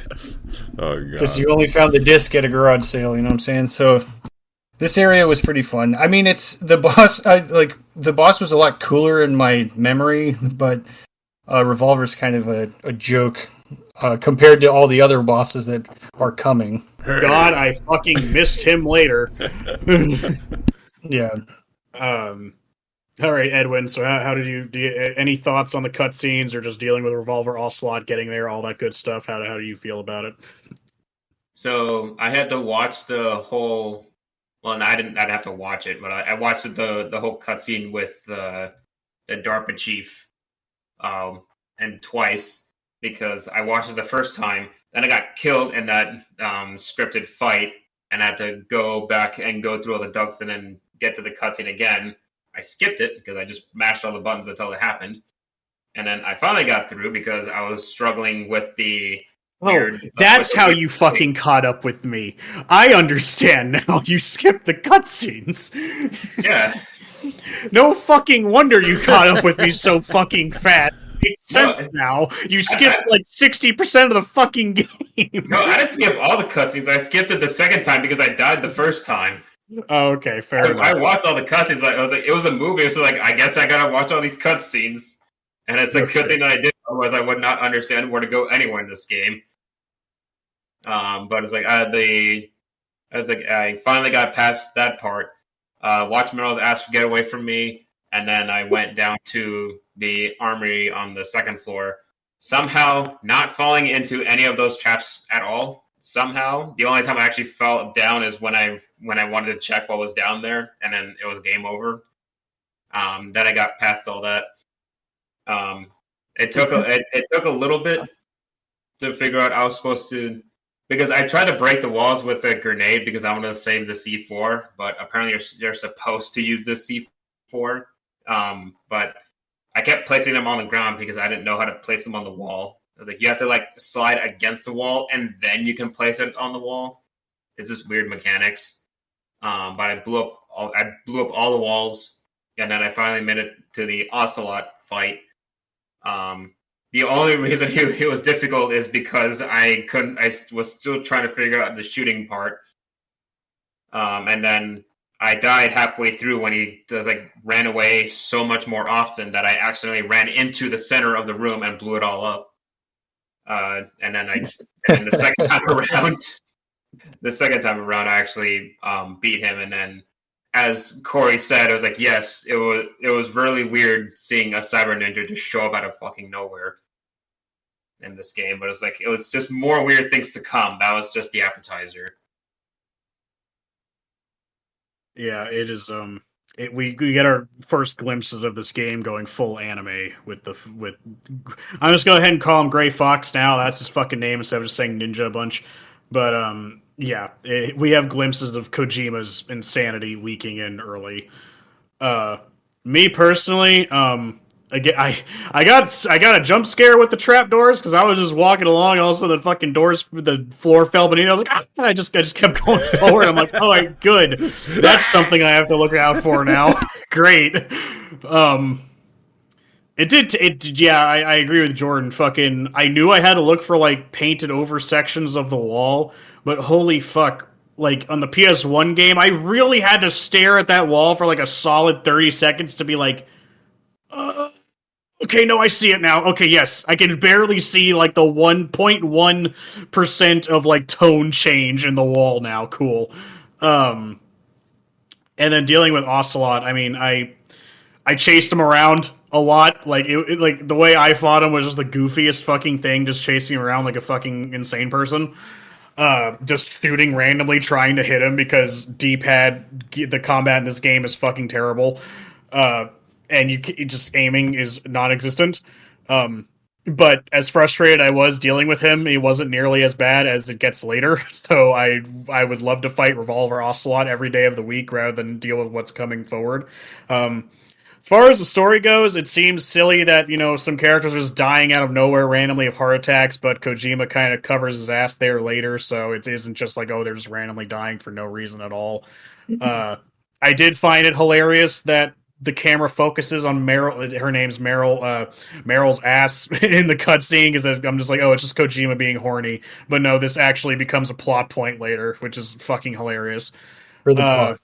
Yeah, for the plot. Yeah, that's why we call it the plot.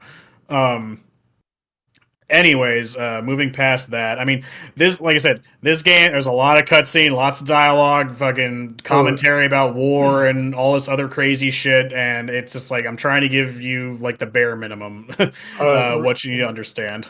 Real quick, the other part of the C4 that's kind of a nice touch, and this is just like a detail thing that and it's what I love about this franchise in general, but you can knock on the wall to draw attention to enemies. So if you're knocking on the wall and it's the C4 wall, it'll make a hollow sound. So that's the one. Oh. I mean, that's a nice attention to detail, I suppose. Yeah. I mean, it doesn't necessarily tell you to do that, but if you think, like, if I knock on stuff and it's hollow, it'll make a different noise. So you can check it and, like, go back against the wall and just donk, and be like, okay, that's the one. Because, the texture, when they're saying subtly different, it's like they did the concrete, like, paint over, like, a week ago, and it's already had plenty of time to dry. Yeah. Yeah, those details are interesting. They're there. It's just, you're told it's a change in color, so I'm looking for a different colored wall, and I finally found it, granted, but Jesus Christ, I really had to look for it. Anyways, moving on. Colonel Campbell tells Snake to get into contact with Meryl while not giving him any information on these strange occurrences or the ninja. Snake receives a health boost after defeating Ocelot before moving on and looting the area for more supplies, getting, like, health.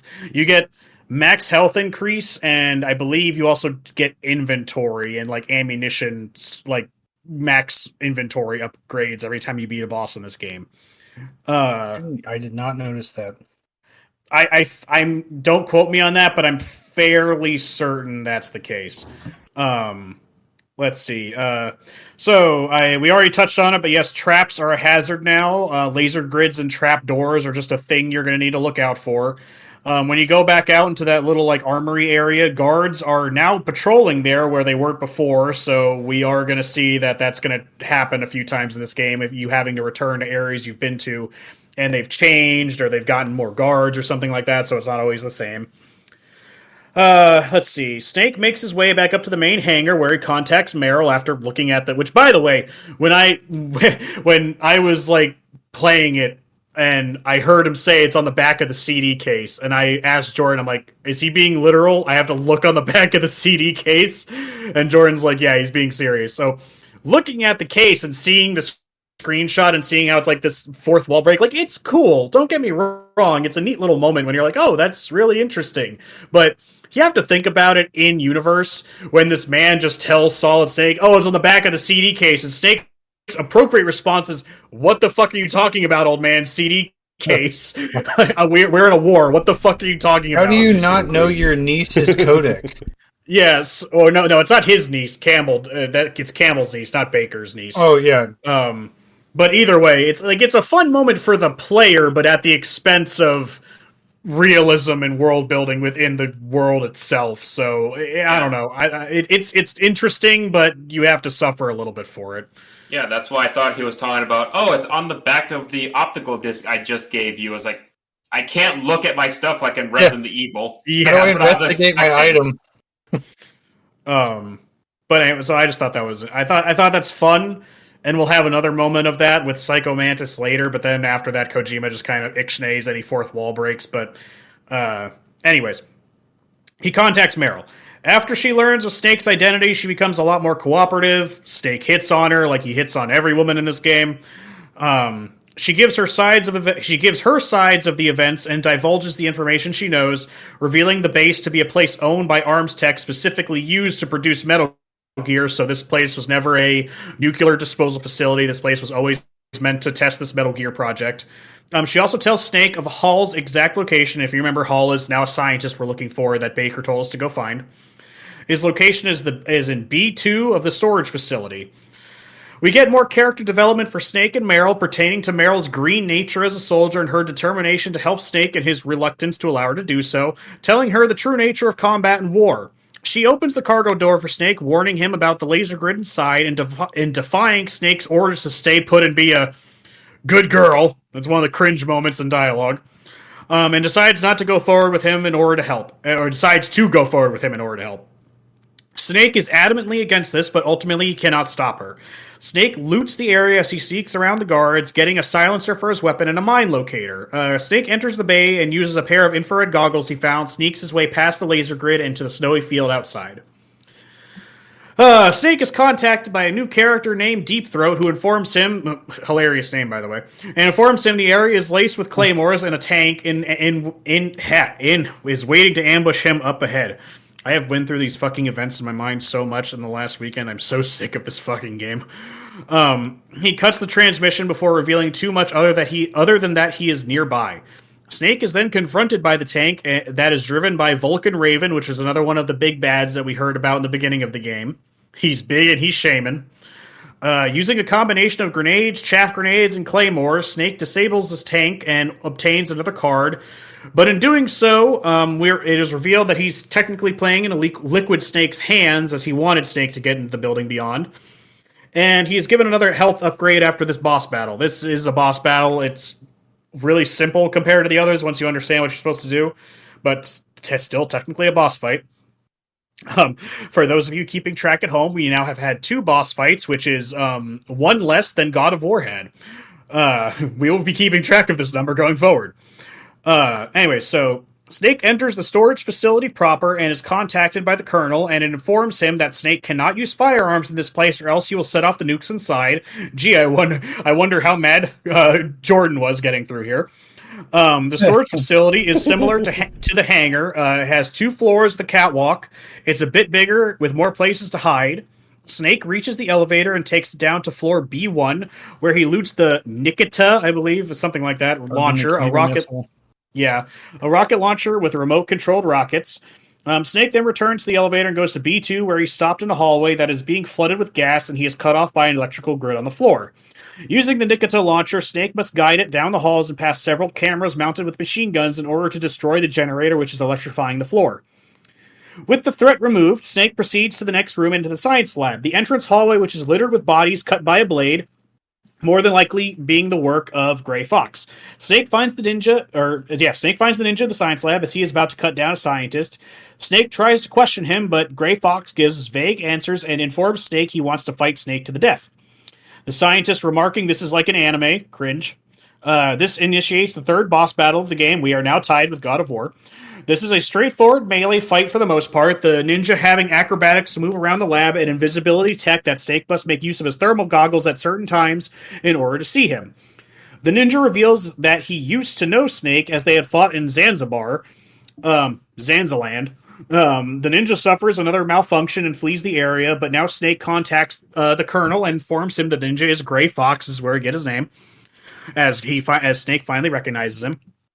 An enemy of Snake in the past, who they believe to be dead, but he was retrieved and used for an experiment for the genome soldiers, which all these soldiers in this base are genome soldiers, so they're like pseudo-super soldiers, pretty much. That's the easy way to answer that.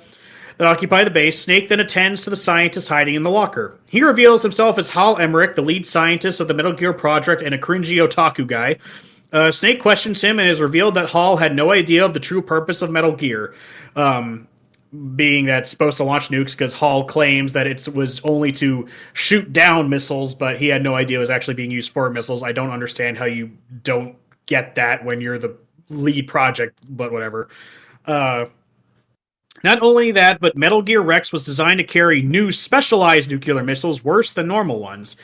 This upsets Hall as he wanted to escape a family curse of helping design nuclear warheads, as his grandfather was involved in the Manhattan Project. Hall informs Snake of where Rex is being stationed and that the console that houses the key card system lies there as well. Hall is determined to help Snake but is injured and cannot follow behind him. Hall decides to help Snake via codec and is also in possession of cloaking technology to help him hide and move about the base. Snake tries to contact Meryl and get him to link up with Hall, but she is ambushed by guards where her cover is blown. This then literally sets up how to find Meryl. This literally sets up that how to find Meryl now that the codec is no longer a viable option to contact her. The literal way you find this woman is by you have to look at soldiers and find the one that shakes her hips and her butt in a certain way a woman would, as she walks to differentiate her from the other soldiers as they patrol and try and meet her in the woman's bathroom. As Hall ID card to open more doors, there is a fake out as Snake anticipates Hall to be killed by a heart attack, but nothing happens. Hall tells Snake to revert to him as Otacon from now on, which stands for Otaku Convention, because prior to this I thought it was just a cool code name, but knowing what it is, it's cringe. Let's see. Thanks, Hal. He also then reveals he's such a fucking nerd, he just wanted to make robots because he really likes Gundam. Snake gets Otacon's codec number and then leaves. Snake receives another health boost as Gray Fox was our third boss fight. That was a lot of talking. Give me a break. We'll just leave it there. So we're at contacting Meryl. We fight the first fight against Vulcan Raven in the tank. Then we have the nuclear warhead storage hangar into fighting Gray Fox, or actually into getting the Nikita launcher, getting past that little puzzle area, then fighting Gray Fox. So that's where we're at right now. So, Jordan, how was your experience with this segment? Man, this fucking thing sucked too. This is actually this is funny. This is where I got through all that point, after I did all my killing, right? And then I finally got myself outside, outside waiting for my prey. And this when I came across Mr. Vulcan Raven, Mr. Baldman, and he was in his tank. I was trying to go out there nice and stealthy-like, and then this is when Corey saw me going completely insane. And I was just like, okay, I'm going to go out there nice. I'm going to hit him with I'm going to jump inside these little holes in the ground underneath where his tank can go over, and then I'll, throw some C4 and throw some grenades or something like that. After, 3 or 4 times, I eventually just said, fuck it, I'm just going to go insane. So I end up having shaft grenades, and I throw them, and then I just start screaming like with a grenade, and I'm just chucking them as I'm running, and I'm fucking luckily just making them into the tank, because if you throw it perfect enough, it will go inside of the tank and it'll blow the guy up. So I just keep running around the corner, and then I'm like, okay, get shot a couple times, take a knee, because that's the medical way of how you fix yourself. And then I get myself back out there, and I keep just throwing the grenade. Eventually, it blows him up. But I was just like, I just went completely insane. Just was like running around doing circles, like, what is this fucking guy doing? I'm like, la, la, la, la, la. I just throw a grenade and I blow him up. And then after I fucking take care of him, then we go ahead, and then this is when I'm like, okay, cool. I still got my guns. I'm a murderer, right? I'm doing my thing. I'm killing people. And then this is when they're just like, no, he's doing too much killing. Take his gun away. And I'm like, what do you mean? It's nuke time. You can't go in that room. You'll blow everybody up. So, no more guns. I'm like, you fucking kidding me? You're doing this to me again? And this is when I die, like, maybe 100 times. And I'm starting to stress people out just by watching me, because it's just like, dude, you got to be stealthy. I'm like, I don't know what the fuck that means. And I'm just like running in there. I'm tapping people on the shoulder saying, hey, let me upstairs. They're like, no, man, you can't. Like, shoot them. And then they kill me. And eventually I fucking just start doing that flash step, and I'm just like animating it up. And I just finally get up the stairs, and then I hit the damn fucking elevator button. I'm tapping the shit out of that. And then it just fucking finally opens. And it doesn't matter. I keep clicking the button, and they just like came up, and they're like, no, man, gun to the point to the back. And then I'm like, all right, do this again. So it's like maybe 150 tries total of me finally getting in there, and I finally get in the elevator, and then I hear everybody else saying, I didn't have that problem. I was like, well, I did. So, scratch that. It doesn't matter. And then I fucking get downstairs, and then that's when I'm like, okay, this is going to be fine. Get all my shit, run into Mr. Gray Fox. he does all that kung fu stuff. I'm like, nah, man, I'm the Predator. Pop on those goggles. I'm like, you can't hide from me, brother. And so he just starts throwing them kicks, knocking me down, and I'm like, okay, that's enough. Like, because I hear Corey's doing his like roll and tumble, catch me, and then just rolls into him. He's like, it hurts him. I was like, no, I figured this guy out after like 50 times dying. And then, he jumps over those cubicles. Once he jumps over the cubicle, he has to like regain his balance because he's all ninja'd out. And then and then I kick him, and then he rolls over. I do it again, and I keep kicking him. After like shooting him in the face with a gun, because I hear FAMASas do pretty good these days, and I'm shooting him, doesn't do shit. So I'm like, okay, I'm just gonna use my kung fu, and then I kick him, and then I find out that it does enough damage that it's almost the same as a FAMAS shot to the brain. Nothing. I'm like, okay. So I'm just kung fuing this dude. Every time he just reset, jump over the fucking cubicle, he has to reset, kick him in the face, run around, reset, jump over the cubicle, kick him in the face. And I did that until he died. It was like, there was no fun at all. It was retarded how fucking easy it was after I found out that was what it was. Like, this is no ninja. This is just some guy just wearing a suit. I just kick him. And so I ran through that, and then, that's the end of my story. That's the end of my story, and that's how I wound up here. Yeah, I mean, the tank was fine. I didn't have the tank, honestly, I was really forgettable. You hardly even register it as a boss once you understand what you're supposed to do. Nuclear weapons hangar, again, I didn't have any trouble. I wasn't even shooting people at this point anyways. I hardly used the gun outside the times I had to. Gray Fox is. I think I did the same exact thing. I realized he always did that same jumpy move every time he went to the other side of the cubicle, so it just kind of became a just a test in patience at that point. But yeah, I was interested after I learned how you were just murdering your way through the entire base. That once you got to the place where it's like, no, you can't shoot or else everybody dies. Put the gun away. Fuck you, mate. Yeah. Anyways, so Corey, how do you feel about that whole segment from the tank into the nuclear hangar into Gray Fox? Just kidding. I crawled around and collected as many claymores as I could because there's a bunch of claymores in the snow right in the beginning, and the way that those work in the game is you can't see them at all unless you have thermal goggles. And because there's no visual tell if you don't have a means to see them. And I think maybe you got to use the mine detector, but that's an item I never also used. Run around the tank. If you throw a grenade at the tracks, you can break them so the tank doesn't drive around anymore. And then you just kind of yeet some grenades into the thing when the dude's out of the top or whatever. And it's just basically a rinse repeat thing. And I'm very happy that this game will spawn an ammo box so that you'll never find yourself in a fight without ammo. Now, it does give you ammo. It's on a timer or something. So if you're out of grenades, you kind of have to run away from where the grenade box is and wait for it to spawn back so it'll give it back to you. So it does kind of handhold you a little bit. But the tank fight isn't really that difficult. It's just, for me, it was time consuming because I think I threw 12 fucking grenades in there. And then you use the chaff grenade, he can't track you, that kind of nonsense. But getting into the place, I can't use the guns. That was super easy. I just ran up the right stairs, hooked around, beat the hell out of the guy in front of the elevator, and then pressed the button and was waiting while the other dude was running up there to try to get me. But then I got in there and got down to where I was coaching Jordan on where to shoot the damn missile, because you have to shoot that guided missile thing to knock out the poison box or the electricity box or something. Yeah, it's like a generator box because the floor was electrified, so you have to knock out the generator. And you can find a gas mask, I think, in this area or something, so then you're not dying as much. But there's a few items. The guiding of the missile thing was kind of and it's something I found with a few puzzly type things where they're just literally there's the exact amount of time. There's no room for error. So if you take a little bit of a wide turn, your missile's not going to make it.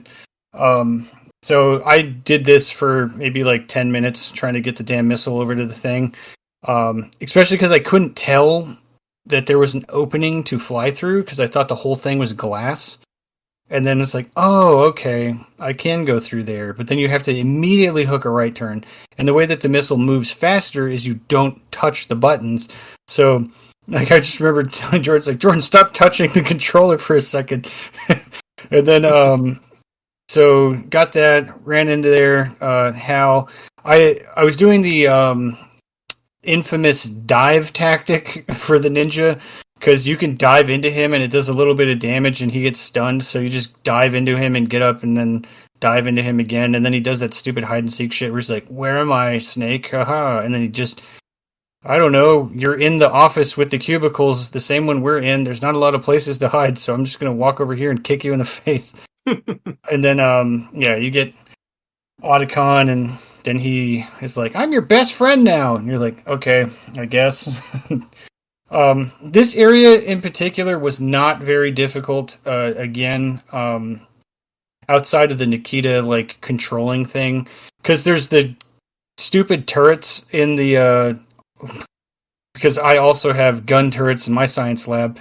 When they see your missile, they just shoot it out of the air. So it's just like, oh, cool, thanks.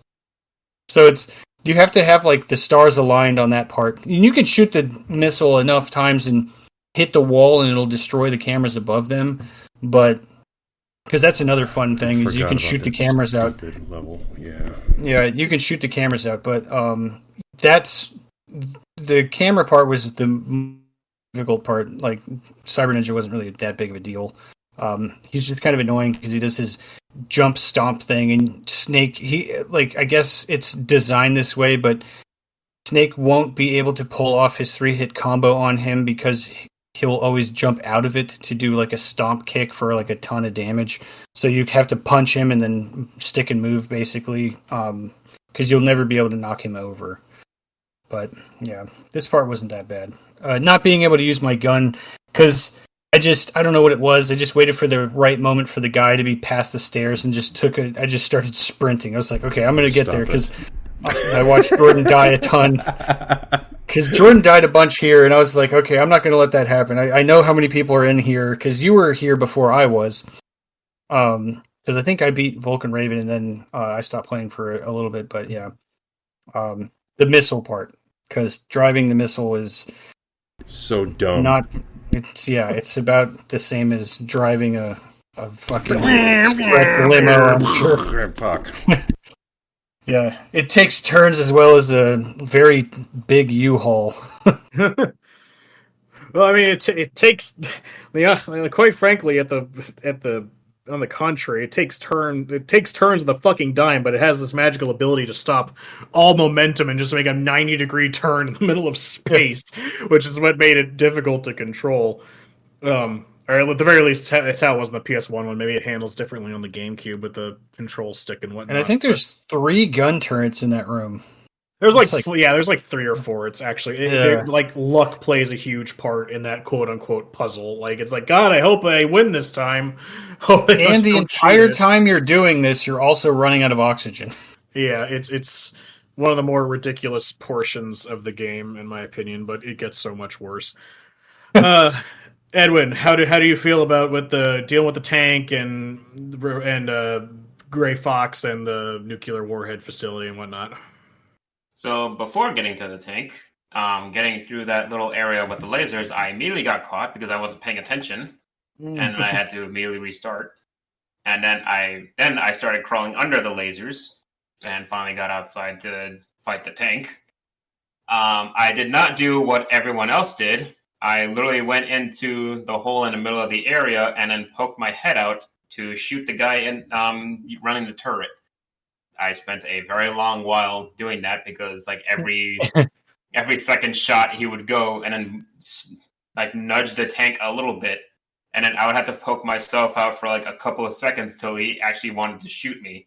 Then the second guy shows up. Yeah, it's pretty much just 2 prairie dogs shooting at each other, essentially. That was pretty much my whole fight with them. Yeah. Then I finally got past that, and then the weird cutscene with Vulcan Raven. It was like, I have to fight that guy again, because I wasn't even fighting him. So it was like, there's like a very long while until I actually fight him. But then getting past that area. I did find it weird that it's like, oh, you can't shoot your guns in here. I was like, don't worry, I disabled all the guns. Like, how did you do that? Yeah, tell everybody else to not use their guns. Yeah, it's just weird. It's like, don't use your guns. Like, but everyone else has guns. Why can't I use it? It's like that's how much you don't trust me. They have special guns. Something. Yeah. You don't have special guns. They have anti-nuclear weapon bullets. Yeah, sounds like something Kojima would write. Yeah. That part was just pretty dumb. But yeah. I got caught a few times because even though I'm like all the way on the ground, like barely poking my head out, the guy is just like was like, this door's a little open. Someone's on the other side. I was like, I'm not. Keep walking, dude. So keep it moving. Yeah, so I was like, just getting into that room was annoying because that guy just wouldn't go away. It was like, I know you're back there. So I was like, I had to like get very far away from the door for him to go away. And I took the long route for no apparent reason. Just because it's easier to get past the cameras and the people. Then I made it to that room with the gas room and the electric floor. And then it's like, use your rockets. So it's like, I don't have any rockets. And it's just like, I look at my inventory. I was like, oh, look, I have rockets. Oh, rockets. It's just like, I was like, that thing that I said earlier, I was like, I don't know when I'm picking these things up. I just find something and get it. I don't know what they are. So it's like, if things just show up in my inventory a bunch, and then I see it later. But then it took a few tries, and then I realized, like, I was like, I just don't touch it for it to go faster. And I had that same issue Corey did. I could not see the opening to the doorway, and I thought it was all glass. So I got to that point a few times, and I realized, like, I could just fly through there. And then I also, again, found a gas mask, and I didn't realize I had one. And then going to the ninja fight, This is where I realized an issue where I did know that I picked up something, but because I was in that tank room for so long and had to keep restarting, I forgot to go and get back the thermal goggles. So even though I got it the first time around, because I kept restarting and I got furious in the tanker room, I just bolted through and forgot to get the thermal goggles. So I did not have those for the ninja fight. Not that I know that I was supposed to use them. So you just blind crawled under the lasers to get to the tank fight? Yeah. Jesus. Because they're moving. Yeah, they are. Jesus. Yeah. Go look at the video. The RNG was so perfect for you because like they're literally moving from floor to ceiling. Yeah. Oh my god. And I did it twice. Campbell's Jesus fucking Christ. sweating. What the fuck, dude? Yeah. Well, I mean, to be fair, me and Jordan got through the Shadow Temple without the fucking lens of truth or whatever. So I guess it was Edwin's turn to brute force something. Yeah. You know what's funny too? The lasers, if you don't have the thermal goggles, Snake, the one thing he talks about that he packed in through his cheeks or whatever was a pack of smokes. And if you equip the cigarettes, it does hurt you, like your health bar over time, but the smoke of his cigarette will also tell you if there's a laser nearby. Okay, because there were a lot of points where there were lasers, but I never like figured out a way to actually see them. I just crawled on the ground blindly and then just got through it. You're like, well, when I ran through this, I died. So maybe if I crawl through this, I won't. Yeah, that's exactly my thought. I was like, because when you stand up, it shows the lasers, and I was like, they're all just in like a linear from wall to wall. So I was like, I'll just crawl through all of them, and then that's exactly what I did. And then for the ninja fight, I did the same thing. I was just looking very closely at his camo, and I was like, he's over there, and I just punch him. It took a while to realize. I was like, once I put my gun away, he's just like, finally, a fist-to-fist fight. I was like, I guess he just didn't want me to use guns. And this gets me going. And then you're like, what? Yeah, that's really fucking hilarious learning that you went to the grid without a fucking. Easy, buddy. I am not enthusiastic about talking about this game. I'm kind of had it with Metal Gear. It's just I was generally fucking blown away the fact that you got through that without the fucking infrared goggles. That's nutty. Me personally, I have nothing to say about the tank. I kind of figured throw a chaff grenade, throw grenades on it, easy peasy, lemon squeezy. No big deal out there other than the fact that I did run into a few fucking claymores. So I was just like, claymore. Oh, great. Nuclear storage area, I didn't have any issue. Trust me, it's like, did you just breeze through the entire game? No. Wait till the second half, and then I want to die. The stealth segments of the game I didn't have an issue with. It came to the parts that were about combat that I had an issue with. Yeah, the Nikita missile launcher, holy shit. When you're like, yeah, you have to use the missile, I'm like, okay, and then I started controlling the thing, I was like, oh no.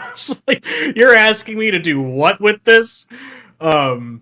Little did I know that was easy compared to what happens later, but yeah, I was not a fan of using the missile launcher in the room that can shoot the missile, where you just have to pray to whatever god you believe in that the missile will actually make it there.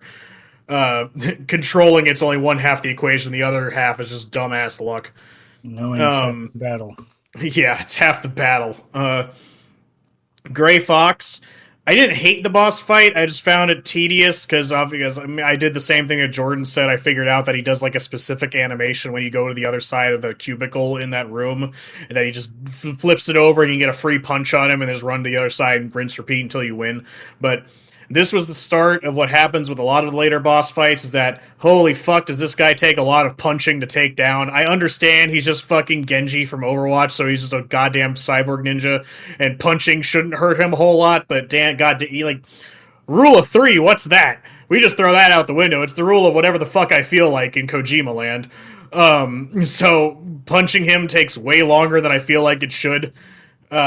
Especially because once you take him down, you have to continue punching him even though he has no health left, which is just silly.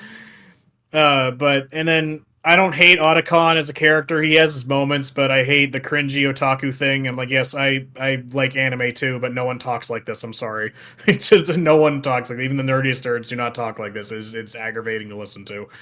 All right, so moving on beyond this. We're still not at the bad part yet, but Snake must now go back to the areas he has been in order to locate Meryl based on her walking cycle of swinging her hips back on B1 floor of the storage area. Jesus Christ.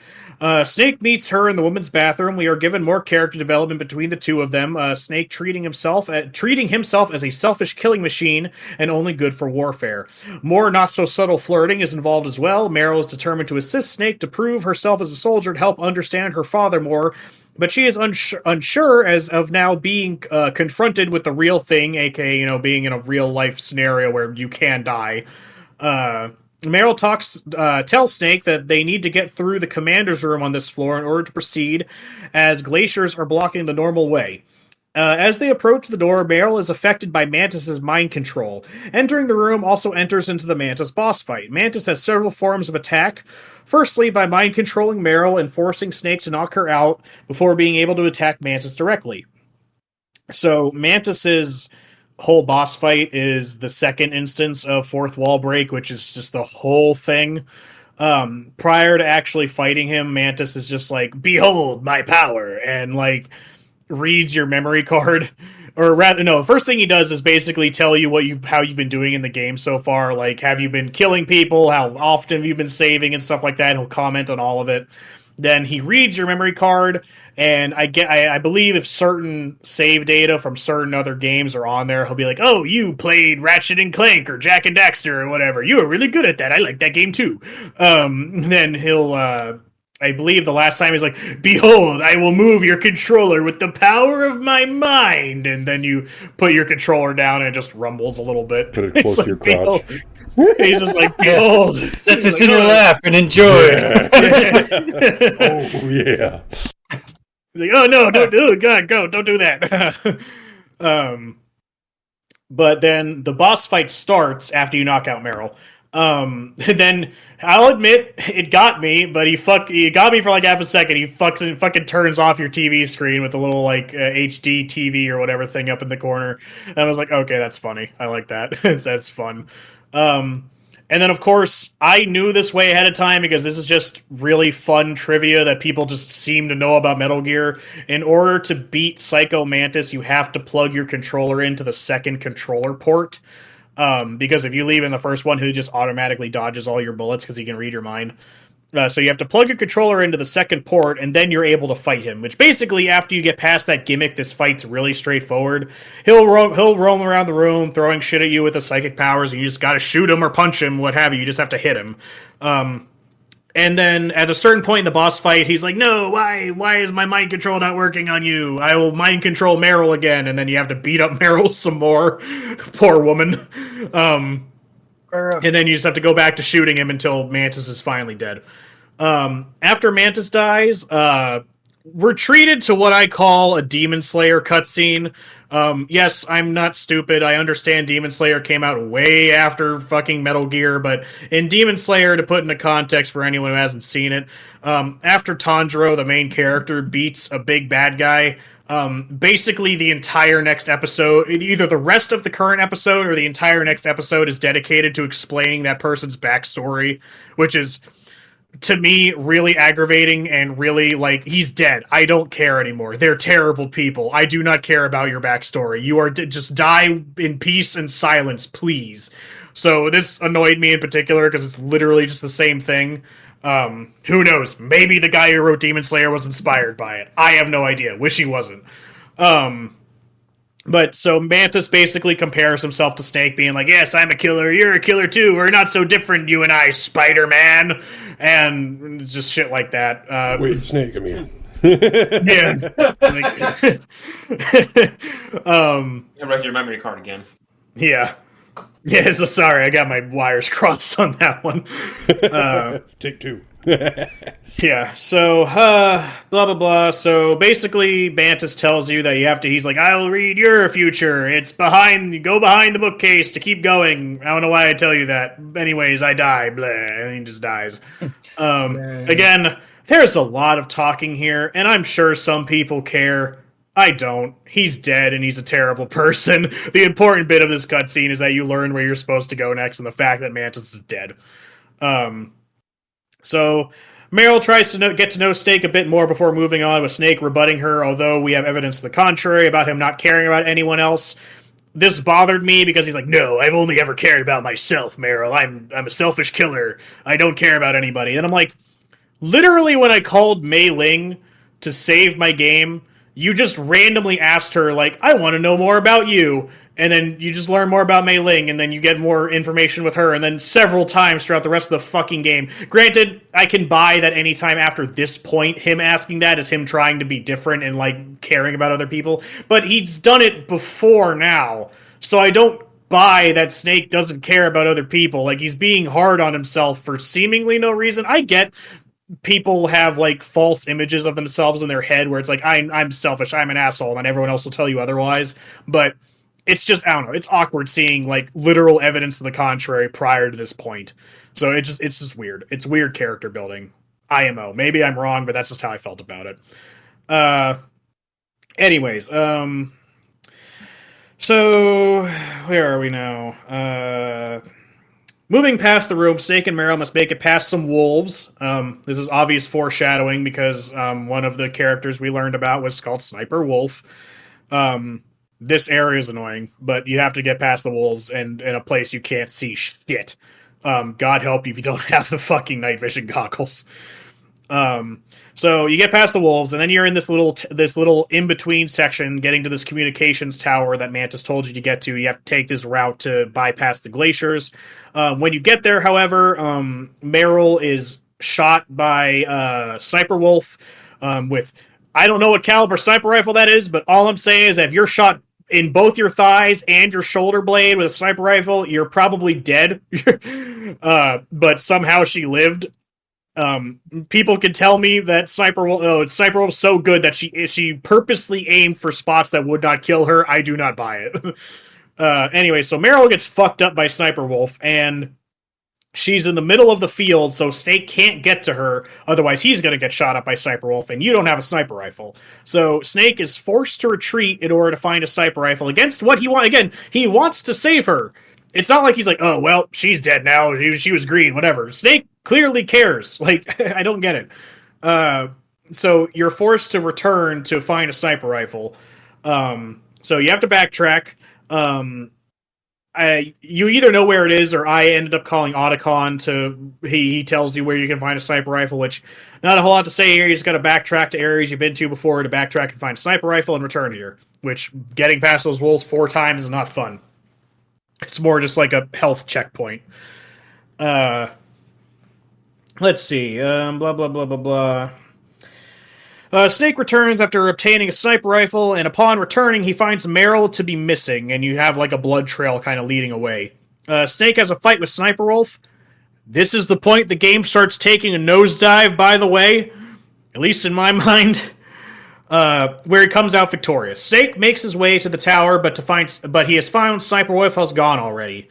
Yes, I kind of skipped over the fucking boss fight, but we'll probably talk about it here more in a little bit more detail. But I mean, it's a hallway. She's on one side, you're on the other. Good luck, asshole. That's what the boss fight is. He is then ambushed by guards and Wolf. Snake is stuck in an unwinnable situation as he has like 5 guns trained on him. So Snake is knocked out and taken to Ocelot for interrogation. This starts what is basically a very long cutscene of character development while Snake is being tortured by Ocelot for information, and Snake is stripped of his equipment except for his codec. At the beginning, we are given more information about the voice we know is Liquid Snake, claiming he is the brother of Solid Snake, and both are the sons of Big Boss, and he needs both Snake's and Big Boss's DNA to cure something in the Genome Soldiers. Snake is locked in a cell between torture sessions, discovering that the Chief's body is also there. Remember, the Chief being the first guy that we found who died of a heart attack the first time. Snake contacts Otacon to help as Otacon's basically the only person he can rely on because Meryl is MIA or KIA, presumably. And the support team can't help him from there, so Otacon's his only like lifeline in this place. He is soon contacted by his support team and is informed by them is not giving in to the demands of the terrorists. Snake informs them that Meryl is captured, and he demands straight answers from them about Metal Gear. They tell him they were aware of Metal Gear the whole time, and that the operation was more about not letting information about Metal Gear get out. The conversation returns to the Chief, as it is unusual that the body is in an advanced state of decomposition, despite having only died a few hours ago. Snake divulges information about the card keys, but is ordered to ignore them since he has only one of 3. I think I failed to mention this, but it's been mentioned several times in the story up to this point that the card keys, there's 3 of them, and Snake only has one of them. Or rather, Meryl only has one of them that she gave to him. It needs to break out and just destroy the Metal Gear himself. After another torture session, Snake contacts the support team again, but this time it's strictly character development. He's just in a bad spot. He just wants to hear people's voices talk to him. He just wants to be comforted. Let's see. We learned Snake was the one who killed Big Boss, his father. Naomi shares a bit more about her family. After Snake opens up about what little he says about his own, Snake then shares more about his past with Gray Fox and how he does consider the Colonel to be a friend. Soon after this conversation ends is when Otacon finally shows up to help, giving Snake a few items but cannot open the door. Otacon admits to liking Sniper Wolf as she is nice to him and asks Snake not to hurt her as she likes dogs. Stupidest shit that I'm getting really sick of hearing. Snake still needs the key from the guard, and Otacon cannot take the guard out. So using the ketchup Otacon gave him, he fakes being hurt so the guard will open the door. Snake takes him out and makes his way out into the torture room to retrieve his gear. With the new security card Otacon gave him, he is able to exit, but not before needing to throw a fucking bomb that was put in your inventory that Ocelot put in there as a contingency. Snake escapes the cell area and makes it back to where he was originally by the communications tower. Back here, Snake begins to have regrets about not being able to protect Meryl, feeling terrible for what happened and blaming himself. He is comforted by his support team and Master, saying yada yada yada, it's not your fault, all that good shit. During this time, Naomi seems to let slip more about her past, but is questioned by Master after her statements don't add up from what she said earlier, but it is moved past quickly. Now inside the tower, Snake races up as he is caught by a camera. This is forced, by the way. He's caught by a camera and is swarmed by endlessly responding guards as he ascends the endless staircase to heaven hell, because holy shit, does it take a long fucking time to get up this damn tower. I swear to God, they put it up to scale. Like, Jesus Christ. So he has to ascend this insanely high staircase to the top. This takes a long time, all the while you are being chased by endlessly respawning guards using this game's terrible combat system to kill them and get past them, and you will constantly take pot shots of damage because there's no way to avoid this gunfire unless you are lucky as shit. Finally at the top, Snake is outside with a large satellite dish on the roof, but he is soon assaulted by Liquid Snake piloting the Hind helicopter. We saw the Hind helicopter at the very beginning of the game at the first real stealth segment. Liquid begins to rain gunfire on Snake as he uses a rope to descend the tower as Liquid destroyed the primary way across the other tower. After descending, he is cut off by guards across the bridge he needs to dispatch, and then hightail it into the tower as Liquid is still in the Hind and raining gunfire down on him. Snake descends the second tower, but finds the staircase to be destroyed. He climbs back up to find Otacon, as he has also made his way into the tower. He learns that somehow the elevator is still working, and they have a moment of more character development, showing Snake is still broken up about letting Meryl get hurt, and Otacon having some sort of hang-up about love and battlefields and yada yada yada. The elevator seems to be out of order suddenly, asking Otacon to fix it, as Snake goes outside to deal with Liquid Snake and the Hind helicopter. Snake needs to fight the Hind with the Stinger rocket launcher, the fight being mainly taking a shot then moving to cover before trying again. This is very tedious, and the Hind takes a lot of shots to destroy. With some time, the Hind finally goes down, and Snake exits the roof back to the elevator to see if Otacon has fixed it. Strangely, it seems the elevator starts working again on its own, and Snake enters, but hears a beep when getting on. He is contacted by Otacon, warning him that there are others in that elevator with the same cloaking tech as him, and Snake is forced to fight them in close quarters. At the bottom of the stairs, he goes into an outside area where you are put into a fight against Sniper Wolf again. But we'll leave that right there, because I realize I've been talking since Psycho Mantis. Okay, so we are at the part where we have to find Meryl, fight Psycho Mantis. After we're done fighting Psycho Mantis, we descend from that area. We have to go past the wolves. Then Meryl gets taken out. Then we have to fight Sniper Wolf. And then we get interrogated. And then we basically, from there, we go to the communications tower and fight Liquid Snake. I know that's a lot. I forgot. I didn't realize how long I was going on there. So, Jordan, from finding Meryl into Mantis, into Sniper Wolf, into Liquid Snake for the first time in the helicopter, how'd you feel about all that? Okay, all right. I was like, yeah, all right, let's do this. And then I got onto like Psycho Mantis time, right? So we saw him, and he was in his crazy, like, I don't know what kind of clothing that was, but it seemed like he was into some weird play. But BDSM. Yeah, there we go. He was some bondage. But I took him out. I was just like, okay, Meryl, you ain't feeling so hot. And she's just like, my head. And then she pulls a gun on me. I said, whoa, girl, you getting crazy on me. I'm going to have to take you out. And so I was just like, okay, I got this. I'm gonna put her down in a nice way. And I fire.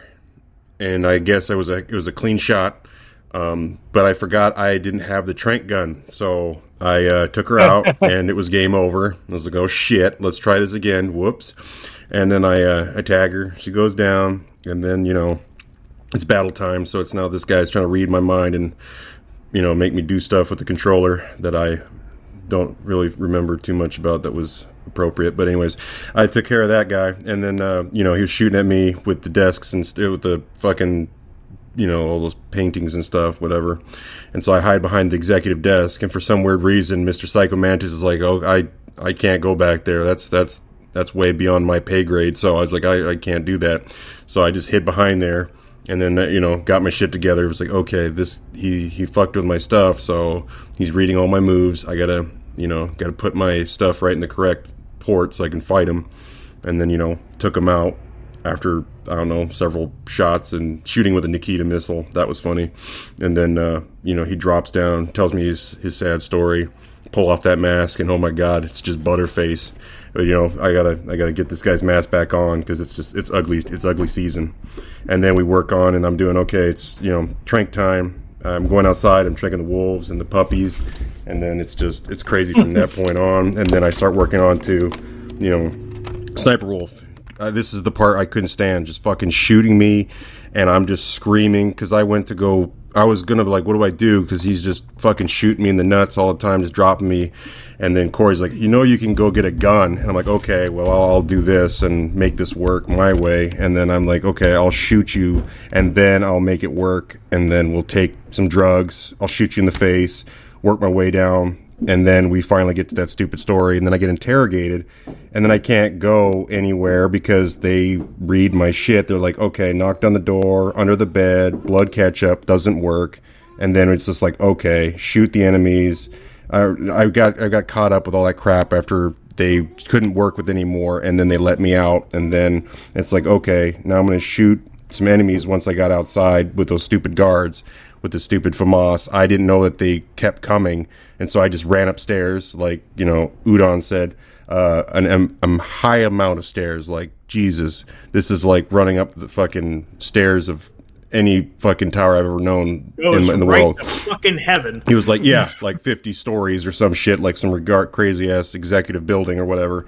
And I was like, okay, this can't get no more stupid. And then now it's fighting a guy in a fucking helicopter. I was like, okay, cool. I'll shoot him with a couple of missiles. That'll do the job. No, it's like 50 missiles. And then he finally is like, oh, now I got to crash. And I'm like, are you fucking kidding me?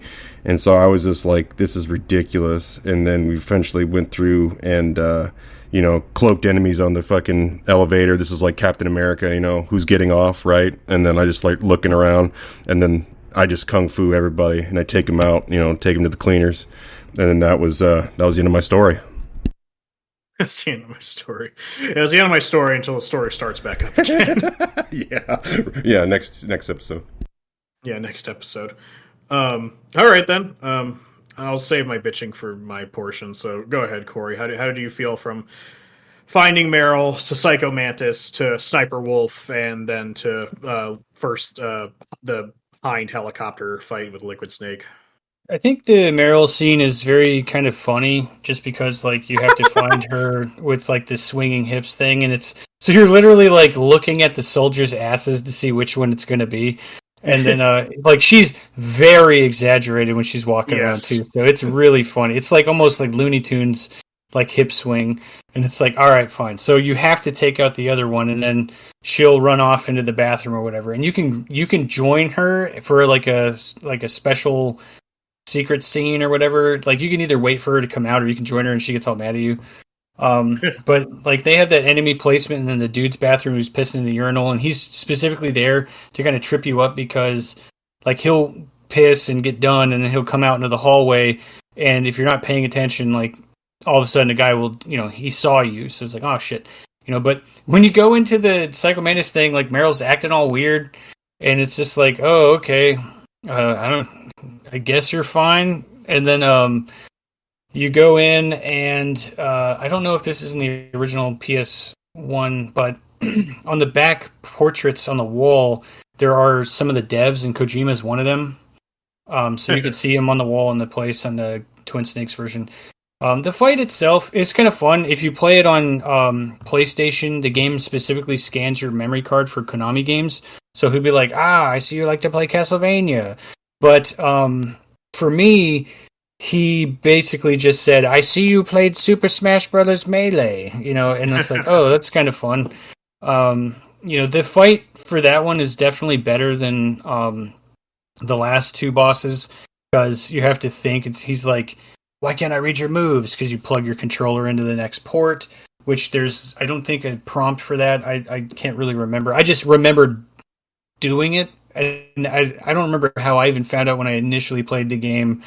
Because when I first played Metal Gear Solid, I was playing it on PS1 at my friend's house. I beat this boss, and then when I came back to play it again, he deleted my save and said he needed space on his memory card. So I was like, oh, damn it. Okay. So, I had to wait until way later, and then I played it on Twin Snakes because I didn't own the original Metal Gear Solid at the time. The fight was more fun because I actually felt like I was fighting a boss. And then once he's done, you get down and go into the next zone. I don't think it was really like that complicated through all. Oh yeah, so you go into like the caves thing, and the puppy. I just put them all to sleep with the trank gun because I was like, oh, I remember. I need to get that item from Sniper Wolf, and then the wolves won't attack you anymore because you have her handkerchief or whatever. But you go through the cave, you get some items or whatever, and then Meryl just gets obliterated by just, come on, Snake, let's go. So I think the first thing that happens is she goes, follow my footsteps exactly. I remember where they put all the mines. And she does this weird walking path, and I was like, yeah, okay. And I stepped on a mine immediately, and I was like, fuck this. And I just tanked all of the stupid claymores. And then she's like, come on, Snake, and then gets like all of her limbs basically shot off for real, because there's no way. And Snake's like, oh, damn it. And she's just, kill me, please kill me. And then you're like, oh, I have to go back and find a sniper rifle. So I was like, I'm not running all the way, because this game really wants you to do some backtracking. And I was like, I'm not going back to the armory. And I found the tranquilizer sniper rifle in the area where you find Meryl swinging her ass. And so I used that. The sniping is so difficult. And I luckily I used the thermal goggles so I could see where she is, because it's just a long hallway. And this is the easier of the two fights, in my opinion, because she is only right there. And technically she's only in one spot too in the second time. But this is important because she has a very small window of where she can be and how she's going to shoot you. She doesn't really miss you at all. And so when you're aiming down sights and she hits you, it's like Snake throws the gun in the air and tries to catch it, because you just immediately aim at the ceiling or whatever. So it's easier to just stop aiming down sights and then start aiming down sights again. That fight's kind of horseshit. And then like eventually, I put her down. Meryl's gone when I came back after getting the sniper rifle, so it's like, oh, I don't know where she is. And then you go to the end of the place, you get captured, she claws your face and says, ooh, I got the hots for you, and then you're like, oh crap, and then they tear your shirt off and electrocute you a bunch and throw you in a cell where Otacon has to come save you. And I tried the ketchup bottle thing, but if you do it wrong, the guy sees you and he just makes fun of you. And so I had to wait for Otacon to, I think it was Otacon or Cyber Ninja kills everybody or whatever and lets you out. But I did the ketchup thing, and I was crawling under the bed, and then the guy's like, what are you doing under there, man? And then he's like, oh, I had a bad burrito, and has to run to the bathroom for you to do stuff. So I was just waiting for them to let me out. But that part was just more annoying because I kept having to do the tap A ton. And it's really funny because I don't know how PS1 had it at this point, but Revolver Ocelot's torturing you, and he looks at the camera and he's like, I hope you saved it, because of what's going to happen. It's like that endurance thing of tapping the square button or whatever button you're pressing because he's tasing the shit out of you. And then you get your items back, you leave this place, you go to the tallest tower ever that has stupid-ass gun turrets randomly, and a ton of soldiers. So I had the FAMAS and stuff, and I didn't have body armor at this point. I randomly found it later in the game. I don't even remember picking it up. But I just remember running up the stairs, stopping, shooting a bunch of people, running up the stairs, stopping, shooting a bunch of people, wondering when this was going to end. Then the helicopter thing happens. You got to get the Stinger missile, I think, and then you can just lock on. And as long as you have a lock on, if he's lower than the building and you shoot it up, then the missile will go around the edge. So you can that part makes the fight very easy. But the other thing was, like me and you fuck up and you try and do that and it hits the side of the building and you end up blowing yourself up. Yeah, the other thing is if you didn't find the rope when you came out under the building, you have to do something else, I think. But if you have the rope, then you can rappel down the side of the building and get to the bottom and go find all the other stuff when you come up on the other side to fight him. So there is an alternate scene that happens if you don't have the rope to do that.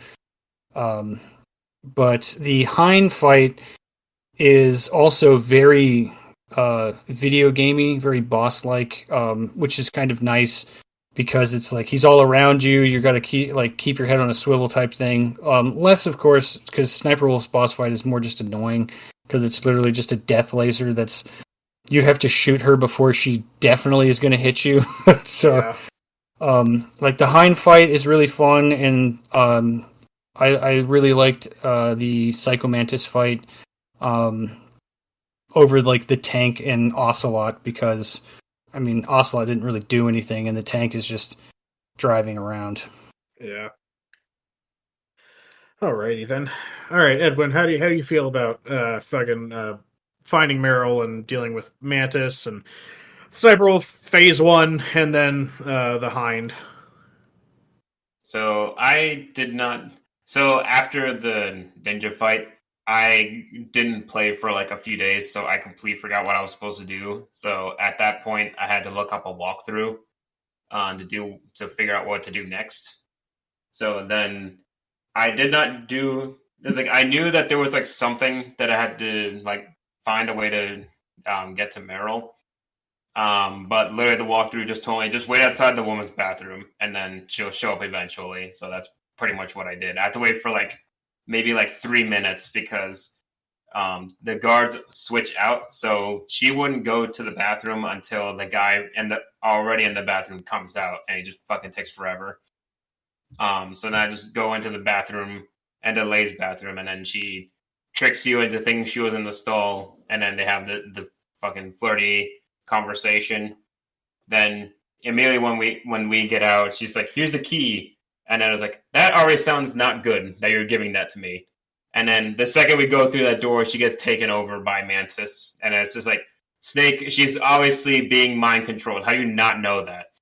And then it starts to fight. And then it told me that, I was like, oh, you get a game over if you shoot her or anything. I was like, great.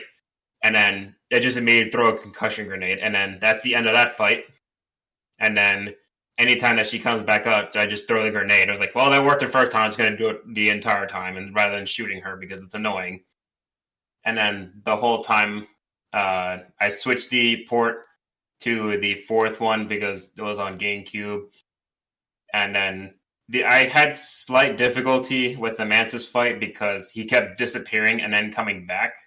And then his attacks were like in a damage and an area effect damage, so it was a little harder to dodge because it's just a room with a bunch of shit in it. But then eventually kill him, go through the dialogue, and then going through all the wolves. I didn't know if the wolves would attack me because, like, oh, Snake is a musher. So, like, will they attack me? But I didn't take any chances, so I immediately just drank all of them and then got to the end.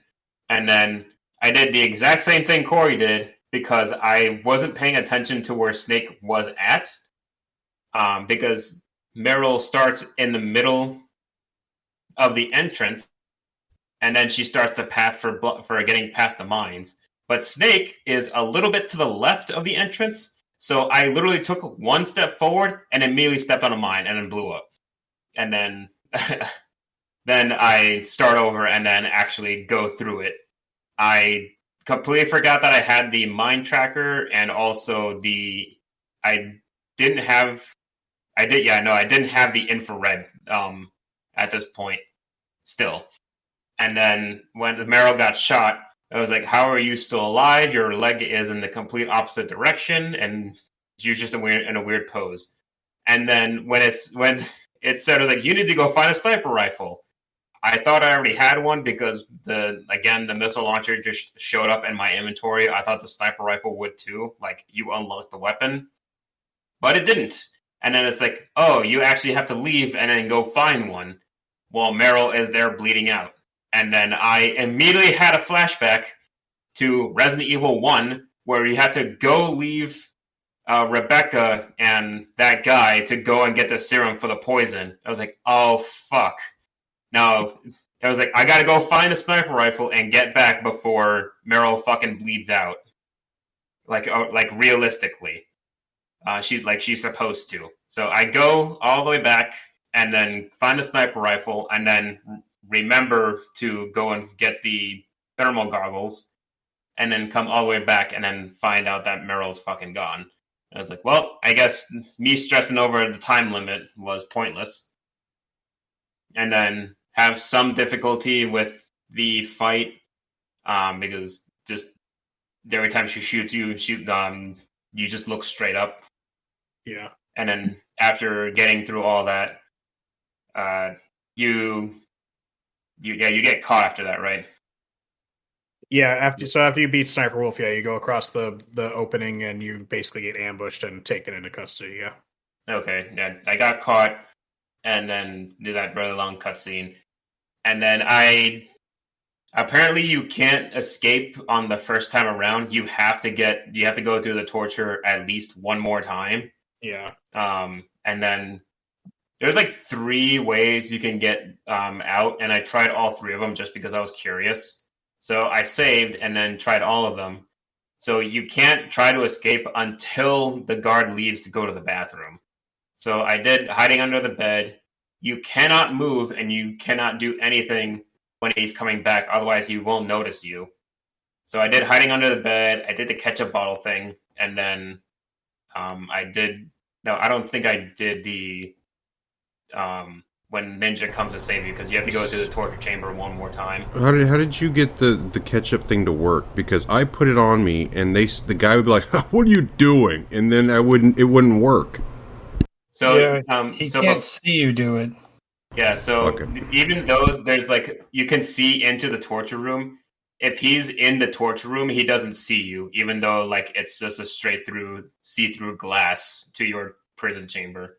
So if he sees you moving at all, you have to stay completely still on top of the ketchup stain on the floor. So like pretend that you're dead. So I tried all of them, and I failed both of them because apparently you're supposed to sit there until he enters the room, because if you move at all, he'll just close the door on you before you can get escape. So I failed it a few times. I was like, oh, you're supposed to get out quickly and then beat the crap out of him so he doesn't close the door on you.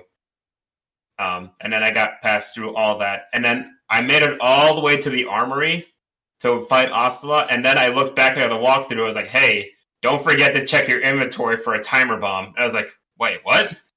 And then it's just like, I look at it, I was like, oh, I got 2 minutes left. And I just threw it out. And then I get an immediate call saying, that was close. I was like, yeah, thanks for telling me. It was like, I just had to look at the walkthrough and then say that. I was like, oh, it's like, the colonel was like, oh, I'm glad you figured that out. And I was like, yeah, I'm sure glad that I did. And I got a little bit lost. I think I went to go check the rooms on the side that you couldn't open before during the Ocelot fight. I think that's why I was down there. And then I went all the way back to where I got caught. And then off the helicopter and the communication tower.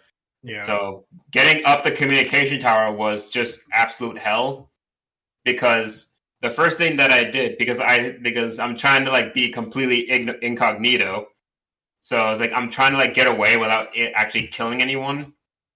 But it was like there's 2 guys chasing me, so I threw a chaff grenade in the same room where they're coming after you, and then they immediately get blinded, and I run far away enough to hide behind the staircase, and I hide under a box.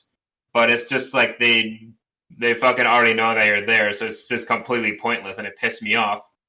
And it's like that whole section pissed me off so much. I was like, all right, well, I guess I'm just gonna go on a killing spree from here on out. I just kill every single person, like from the entire rest of the game is just what I do. Because like, literally as yeah, because like as Udon said, it's like. Yeah, it's like you just get pissed off so much, and like the sneaking doesn't matter from this point. So yeah, it's like he had a change of heart. He wanted to do something else. Well, I mean, I was fine with doing the stealth, but it's just like this point. It's like you literally can't sneak up past this giant communication tower with a million stairs. So it's like fucking going up the 5,000 steps in Skyrim. That's how I thought of it. And I was just killing everyone in your path. So I was like, I almost died a few times here, but it's like I just have so many bullets and so many grenades and rations that it's because I wasn't doing anything but sneaking around. And then I tried to fight the Hinds. What is it? Yeah, the Hinds.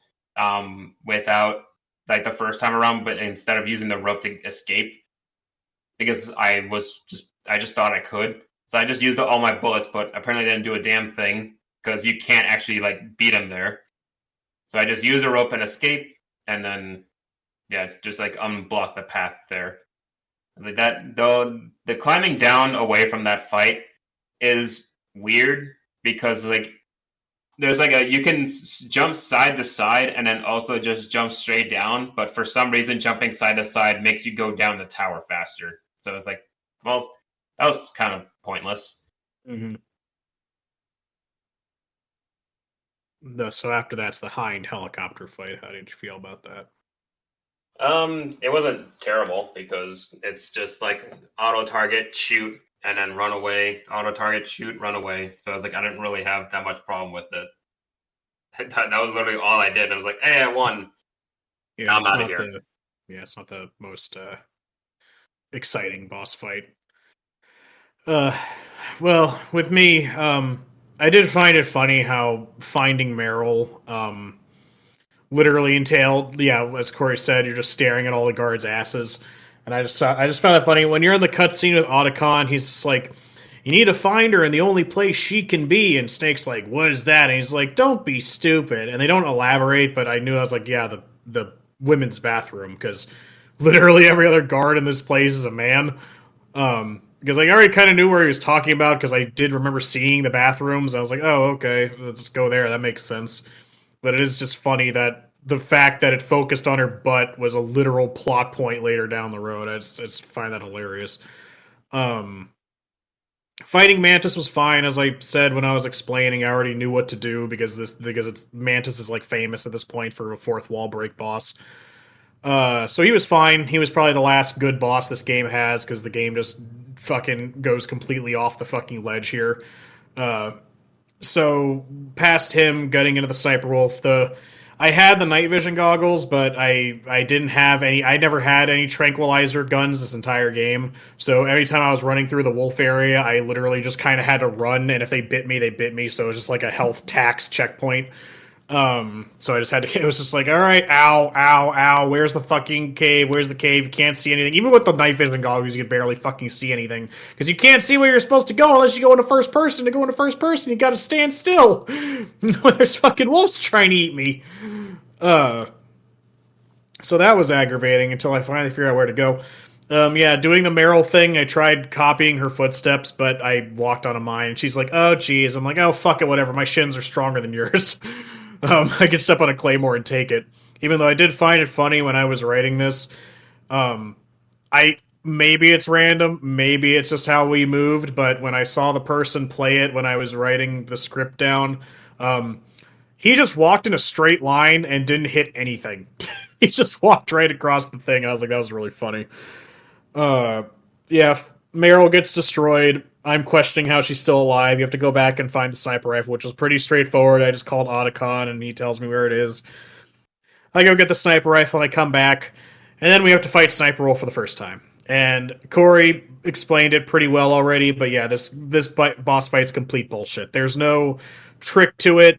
You just have to hope to God you find and aim and shoot at her before she gets the shot off on you, which, remind you, I'm dealing with the D-pad and the original game. When you equip the sniper rifle, Snake automatically stops and goes prone and zooms in immediately, which is bad. But anyways, so, how do I explain it? It's just, there's not much to say about it, really. It just sucks. I hate it. There's no trick to it. You get shot and it throws off your aiming, and you have to take a stupid little pill so Snake will stop having Parkinson's trying to aim the damn sniper rifle. And you fight. Yeah, you fight her, and then you get taken captive in what's essentially a giant cutscene. And that wasn't too bad. It was just a button masher. The character development was kind of nice. I did find it funny when I first was in the first day or whatever dealing with the guy, because you could see him on the map and he has like a cone of vision. I thought I was supposed to hide under the bed at first, and I do so, and he just keeps looking. He's like, "What are you doing?" Get out from, stop messing around. I just imagine Snake going crazy, like, no, you can't see me. I'm under the bed. But then, of course, retardedly, the second time you go in there, I didn't even know about the ketchup, because when he ran to the bathroom, like, oh, now I'm supposed to hide under the bed. So then I hide under the bed, and he's like, oh, where'd he go? And he goes in, and I just beat the shit out of him, take my stuff back, and then, yeah, I get the bomb, and then I think someone called me and says, like, Snake, there's a bomb in there. I'm like, oh, shit, there's a bomb in here, and I throw it out. Just like, oh, that's kind of funny. It's neat. I like that. You throw that away, and then go through the wolves again, or not the wolves again. You get to this communication tower, and because you can avoid the wolves the second time around, because Otacon gives you a handkerchief with Sniper Wolf scent on it, I guess, and they won't attack you, which is nice. You rappel down. They made this whole repelling system to use it for this one section and never again. You do that, and then you fight the Hind helicopter, which, god damn it, this boss fight, it's not hard, but I died so many times here, just because you take one bullet too many. Like, one shot does a lot of damage to you, but you have to shoot this helicopter, like, upwards of 10 fucking times. It takes, and this goes into a pattern, that you'll see going forward in this game of, bosses taking a lot of hits to kill when you can only take like maybe a quarter of what they can. So there's not much to say about it. I just find the boss fight tedious. There's a lot of waiting, especially in the second half when you can't aim through the building, unless, because I always ended up blowing myself up anytime I tried, so I just stopped. Then afterwards, we didn't touch on it too much because it's not super important, but maybe I stopped there. I think maybe I stopped. We'll add it to in the next part. It's not crazy important, but this next segment did piss me off. Oh, well, I actually skipped going up the fucking tower. Yeah, that was really fucking aggravating, because as Edwin said, this is when Kojima decided that he wanted to make an action game instead, and basically stealth is more or less thrown out the window at this point. There's a little bit left in the game, but this is more or less turning into a boss rush / combat game the rest of the time. And combat in this game sucks. It's not built around it. The stealth is great, but the combat is terrible, especially on the PS1 version. And it just frustrated the hell out of me when you're just running up this endless staircase with guards spawning behind you, guards spawning in front of you, and you're just getting shot at. You're having to force to use all these rations and stuff. Like, it just feels terrible. Shooting, you don't aim. I just spin in a circle and hope to God the bullets hit them. Same thing with the bosses, because aiming is like non-existent. You can't aim. It's terrible. It needed auto-aim like the director's cut of Resident Evil did. So anyways, blah, blah, blah. So after Snake takes out the Hind, he goes back inside the tower where Otacon basically tells him that the elevator mysteriously began working all of a sudden. So Snake gets in the elevator and there's like a beeping noise, and Snake kind of is like, oh, what's that? And so he's like, whatever, and he starts taking the elevator down. And Otacon's like, hey, Snake, I meant to tell you something, but there's like 4 other cloak suits that I use that are missing. I meant to get one for you, but they're gone now. And he's like, did you set off the weight limit alarm when you got in the elevator? He's like, no. He's like, oh my god, Snake, there's 4 camouflage people in the elevator with you. And so you fight all them, which these guys are like super soldiers, because for whatever reason, these guys arbitrarily just take way more damage than any of the other soldiers in this game in really tight quarters. So again, this is just like a health tax checkpoint, because you are going to get hit here and fucking destroyed several times. At least I did, getting shot over and over again, and then shooting in this game is terrible, so I'm wasting so much ammunition because I have to spray and pray and hope to God I'm hitting them. So you go down there, and at the bottom of the stairs, it goes to an outside area where you're put into where in Sniper Wolf 2 Electric Boogaloo fight, which is even worse than the first one, because this one's a big open field with lots of elevation and trees to hide behind. And this is essentially the same boss fight, but for me specifically, because of that elevator fight, I had very little rations, and I only had 1 dose of the medicine that calms Snake's shaky hands. So this was actual hell on earth. This is terrible, even more so than the first time, because it's just the same thing as the first time, except worse, because they're in a bigger area for her to move around in different places. Also, ammunition is limited. And for me, the first time, ammunition was not respawning, so I just had to kill myself. I learned later there's a way to cheese this fight. I wish I knew it at the time. But yeah, you fight Sniper Wolf again, and then we are treated to another terrible Demon Slayer-esque cutscene of we have this huge backstory, and all kinds of like, oh my god, you killed my waifu, and she's like, I don't even know who you are. Like, it's just this cringe shit. I don't care for it. It's really annoying. And she's like, I'm a soldier, blah blah blah blah blah. More backstory I don't care about. You're a fucking bitch. Die. You're a terrible person. I don't care. You tried to kill me. I don't want to hear your backstory. But we're past the dogs. Yeah. Thank you for bringing that up. It's like she likes dogs. I'm like, I like dogs too, but yet she's trying to kill me. Like, I don't fucking get it. I don't care if she likes dogs. A lot of people like dogs. She's also a fucking bitch that's trying to kill me. So we have to deal with that happening again for whatever reason. Then we move past Sniper Wolf into, I believe this is the Blast Furnace area past her. Which is this is another stealth segment, but it's not hard to get through. There's not a lot of guards in here. We get past there. We take another elevator down. Yes, I'm skipping a lot of shit, but it's just a lot of dialogue that's not really important right now to the overall story. We go down an elevator. We're ambushed again by soldiers that, while they're not invisible, they still take just as many bolts to take down as the invisible ones. So it's just another, hey, we're going to tax you for health and ammo here real quick. Hope you don't mind. More forced combat. Great. And also, this is the point in the game that Kojima is really starting to be an asshole and hide turret cameras everywhere where you can't see them until it's too late and they already took some of your health away, which is really fucking aggravating. We take the elevator down, kill those soldiers, take another elevator down. Then we're being surrounded by ravens. Oh no, it's Vulcan Raven again. He's big and he's a shaman. Yeah. So you're in the freezer area, and God help you with this. Granted, I would take this boss fight over the Sniper Wolf 2 boss fight, but this is still aggravating. It's basically you have to find ways to hurt him indirectly using the Nikita launcher or claymores or grenades, what have you, because you just can't fight him in a straight one-on-one because he has a goddamn minigun. So it's all about trying to hurt him in indirect fashion. C4 also works.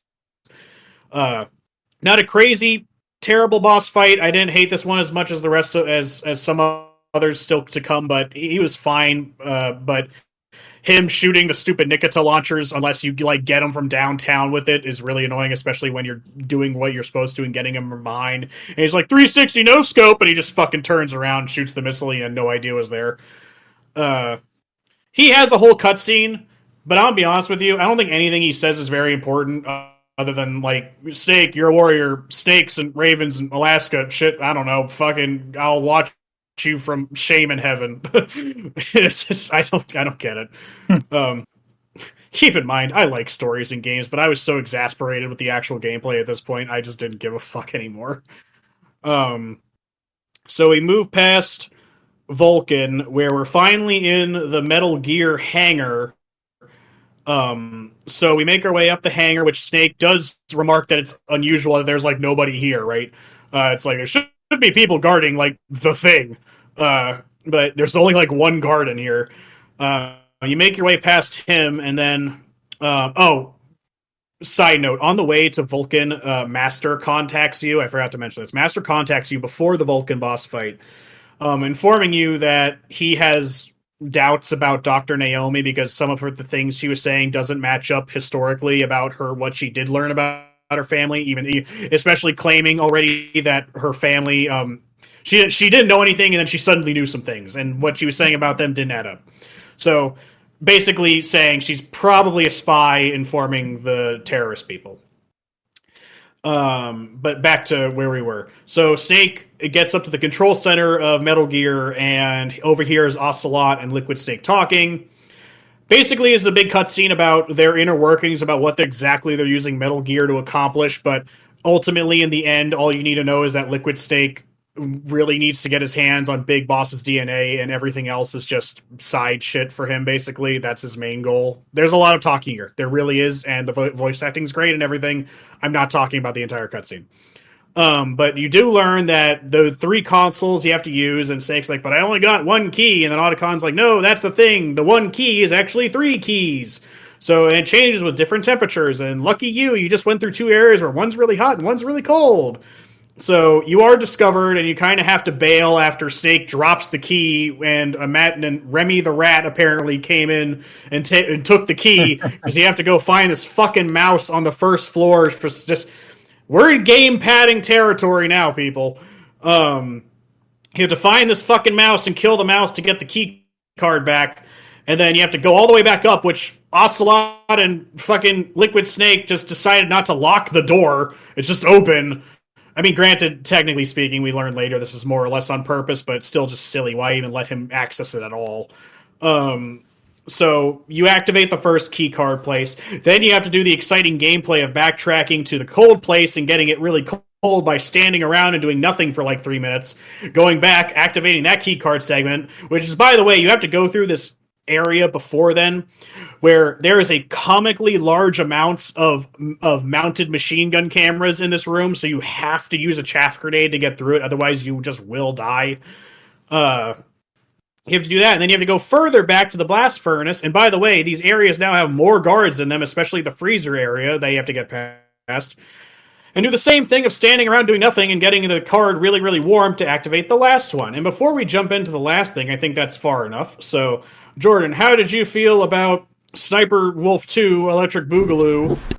If you had anything to say about either elevator fights with the invisible and not invisible guys, and Vulcan Raven along with the key card game padding segment. How do you feel about all that? The Sniper Wolf 2 one was just a breath of fresh air. I'm just kidding. It was another fucking headache of mine. Just fucking trying to play shoot to kill, and then she's just coming at me with that craziness, you know, and I'm trying to fucking hide behind trees, just trying to poke her with the bullets, and she doesn't want to seem to go down. So after a constant back and forth with this, you know, hide and go seek bullshit, I finally took her out. And then after that was all done, I checked the area, just like, I'm gonna go find some stuff, and find out there's a fucking box in like one of the sheds that you could have used. I'm assuming that would have probably helped out with hiding better. But you know, I was just taking drugs and shooting just to get through that bullshit. You know, I was like, okay, that's all right. Then we got to the Vulcan Raven ordeal, and then that's where Mr. Shaman Man was just like fucking running around with a giant gun, and I'm like trying to figure out ways to kill him. And of course, every time I try to just shoot him once, he just shoots me 1,000 times. So I was like, okay, Nikita time, and I shoot it around the corner, hit him in the back. I'm like, all right, this is finally working. But the dude runs so damn fast, he'd eventually find me and shoot me while I'm still like trying to control this stupid ass like Mario Kart fucking missile. And so I'm trying to like run into a corner and blow it up to self-destruct, and I just get killed. So I found out that if you like have him chase you around, like try to get his attention, if you put it like in a corner of a spot where he has to turn around, I was planting C4 there, and then eventually when I got him down, because I didn't have enough C4 to kill him, but when I got it down like low enough, then I just started fucking pot-shotting him until he died. And then it was like, okay, we got 2 bosses down, moving on. And then yeah, the Metal Gear hangar, go in there. Everybody called in sick. It's just 1 guard, you know, or 2 guards is around. Like, where the fuck is everybody? You know, everybody got the flu, and so you just like take them out, and then you're going up these stairs cases to get to the damn main plot line where there's like, oh yeah, you know, like 1 key to rule and 1 key to fight them kind of bullshit, and fucking go up to like 1 camera, 2 camera, 3. I'm like, okay, they just keep adding 1 more camera with a gun turn on it, and it's like 5 fucking cameras. It just looks comical. Like, why is there so many fucking turrets at this last part of the steps? It's like, you must have been a fucking monster if you made up these last 4. We got to put them down. So, went through that. Yeah, it was game padding time. Fucking got the keys. Put one, made it. I had easy place with the freezing one. It was like, okay, stay in a cold place, and it worked. The heating one did not work at all until I was literally like fucking ready to fall into the lava. Like, there was just nothing there. Like, I was in a hot room, okay, just trying to cook it, and nothing happened. And then it was like, eventually, like, I was literally hanging off the edge where all that fucking hot magma was, and I was like, okay. And then it finally went off, and I was like, okay, fucking speed run back, got up there, and I was just like, this is starting to take some shit on me, because I was just like, okay, the game is got somewhere with action, and now it's just playing with me with time when I'm already trying to get done with the game already. So it was kind of a shitty experience after that point. Yeah, this is probably, I mean, I'm with you for most of it. I don't know. I'll get to my bitching when I get to my more bitching my segment. But yeah, this game just starts turning into something it's not. It really isn't. I don't know how to better explain it with just that simple sentiment. So let's keep going on. Corey, how did you feel about either the elevator ambushes, the Sniper Wolf 2, Vulcan Raven, and the keycard nonsense? The elevator ambush, like I knew, and I believe I like warned you too. I was like, put your thermal goggles on when you get on that elevator because they're gonna do this stupid like the other 4 suits are missing, and it's like, oh okay. The secondary Sniper Wolf fight, I was getting very mad just because there isn't a lot of cover. She's very far away. And I had like the thermal goggles to see her and everything, but I was running out of my Tylenol PM, and it's like I don't know where she's going, and she lines up her shot very quickly, and she does a lot more damage than I do, and I'm trying to do the non-lethal route specifically for her. I killed everybody else because I don't care. But I finally get done with that, and then Otacon comes out and does his little song and dance of like, oh, I loved her so much, but she never noticed, and like, well, maybe if you talk to her. Then after all of that, the elevator stuff, somehow I picked up body armor, and I feel like it was around this time, but I don't know if it's in any of these areas. The blast furnace with the turrets, there's this stupid part, so you have to like shimmy across the wall on one of the parts in the blast furnace, and it's in the recording. And I don't think that we'll get all of the gameplay footage just because of the length of the episode. But like I was shimmying across the wall, and a rat is there, and I think it's to show you that that's kind of where you're supposed to go. But I stepped on it, and it made me slip and fall into the fucking lava. And it's like, oh damn it! So I just got hit by the thing that's going back and forth. Yeah, I was supposed to crouch. Yeah, you have to crouch. Yeah, yeah. That happened again. So yeah, I got knocked by that thing, and then eventually I got out of there. So it's like, okay, fine. So I got through that. All the ravens are flying around, and it's like, okay, I know this is the next part of this fight because I do remember this. And one Vulcan Raven's name is probably one of the cooler of the like enemies in the game. Him wearing this gigantic machine gun thing is such an iconic villain, but the fight itself is kind of dumb. Because he runs around in these lanes in an area that's very reminiscent of just a very cold version of the starting area, and you are supposed to shoot the missile and guide it around behind him, but he moves around too much. So the way that I beat him was through absolute patience.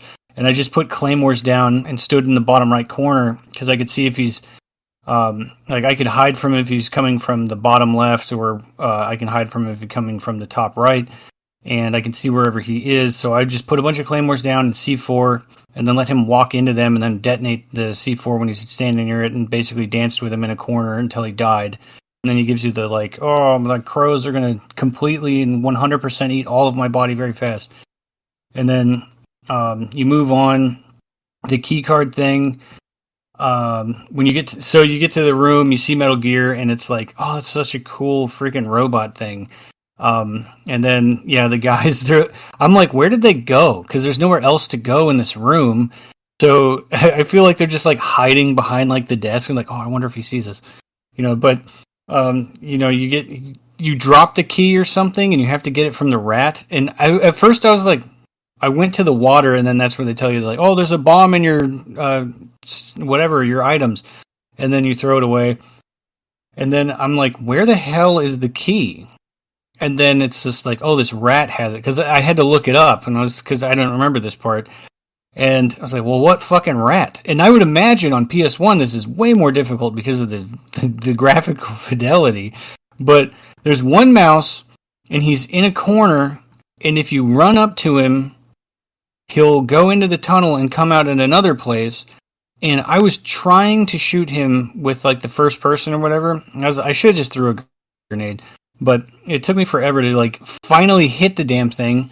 And then I get the key, and this part really sucked because you have to go and wait for the key card to change temperatures or whatever. So I did the ice one. and I ran back. I put the key in, everything else, and then I ran back to heat it up. And you have to have the card equipped for this to even work. So when I got to the blast furnace, apparently, like, I did the ice part so fast that the card was still cold.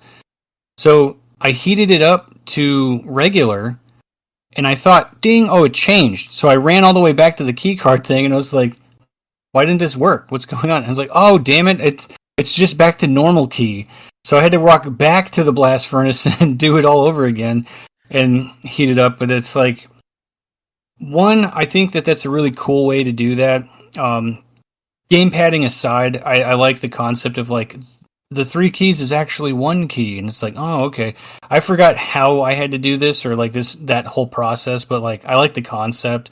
And I think here is where Kojima is kind of really starting to James Bond finale it, and there is no weapon in the game outside of the FAMAS that is made for fighting enemies, and it's not a very good gun in general to fight enemies. I think I ran through ammo very quickly with that gun, and it is kind of scattered around, but I found myself using my freaking handgun way more than the FAMAS just to like pot shot people, because I don't even know, I can't remember if the FAMAS has a laser or not, but I know the handgun does. Yeah, I pretty much agree. I would love it. Quite frankly, like I think you said that there are planning on making this a game. Fucking Jesus Christ, I'm tired. Yeah. Movie. Right? Movie. Yeah. With Oscar Isaac, I think, is the Snake Plissken character, or at least that's the concepts that I've seen, but they've definitely explored the option of doing this. And he really enjoys cinema in general, and I say it that way because that's just how he kind of is active on social media. He goes to the movies and he critiques a bunch of stuff, and he's usually found on set of like Game of Thrones and Walking Dead for some reason, but he loves movies and film, and he talks about it all the time. And I know he's doing some partnership with Jordan Peele or whatever, but clearly Snake Plissken, which you find the full name of Solid Snake in the second game, that's the same name as the guy from Escape from New York. And this game starts off exactly the same way as Escape from New York, when you have to come in through a sub-torpedo thing to get to the island. So it's like I think he's a weird fusion between like a Japanese spy character from something that I don't know and Snake Plissken, like if they were mixed. So he's definitely going like, this is the part where the gunfights happen, but it's like, dude, it's a 4:3 ratio top down and I can't see the room. This is not a good way to do this. Yeah, like I said, the game just isn't designed for combat. Combat up until this point was a punishment. Like, you're not supposed to strive for combat. It's so silly. This keycard part in general, I spent a lot of time just running. I was like, I'm not even going to fucking fight with anybody. I'm just going to run by because... I didn't even see no mouse. Huh? The part where you were talking about the mouse thing, I literally ran through the corner and ran into some water and I got the key. There was no mouse for me or Rat or whatever. I don't know what the hell I got on my version, but I literally ran into some water and I got the key. No, mine was for some reason this mouse, he's like my cat, Onyx. He really likes eating plastic. So it's like this mouse just got a hold of it and was like, yeah, the whole card in me. Yeah, by the way, a fucking card's bigger than the fucking mouse is anyways, but we'll talk about that part. Yeah. Thanks, Ratatouille. Yeah, thanks, Remy. Kirby. Yeah. I used a fucking stinger missile to kill the fucker. Well, that's one way to do it. You blew up the mouse and the key. Yeah. Well, too bad it's not. Yeah, you should have let it sit in the mouth a little longer and be warmer. It's already a hot key. Ocelot's watching you like, Jesus! Anyway. My mouth. Yeah, Jesus Christ. The fuck did he find that? Anyways, Edwin, how do you feel about Sniper Wolf 2, Please Kill Me, and fucking the 2 elevators, Vulcan Raven, and the silly game padding shit of the fucking key cards?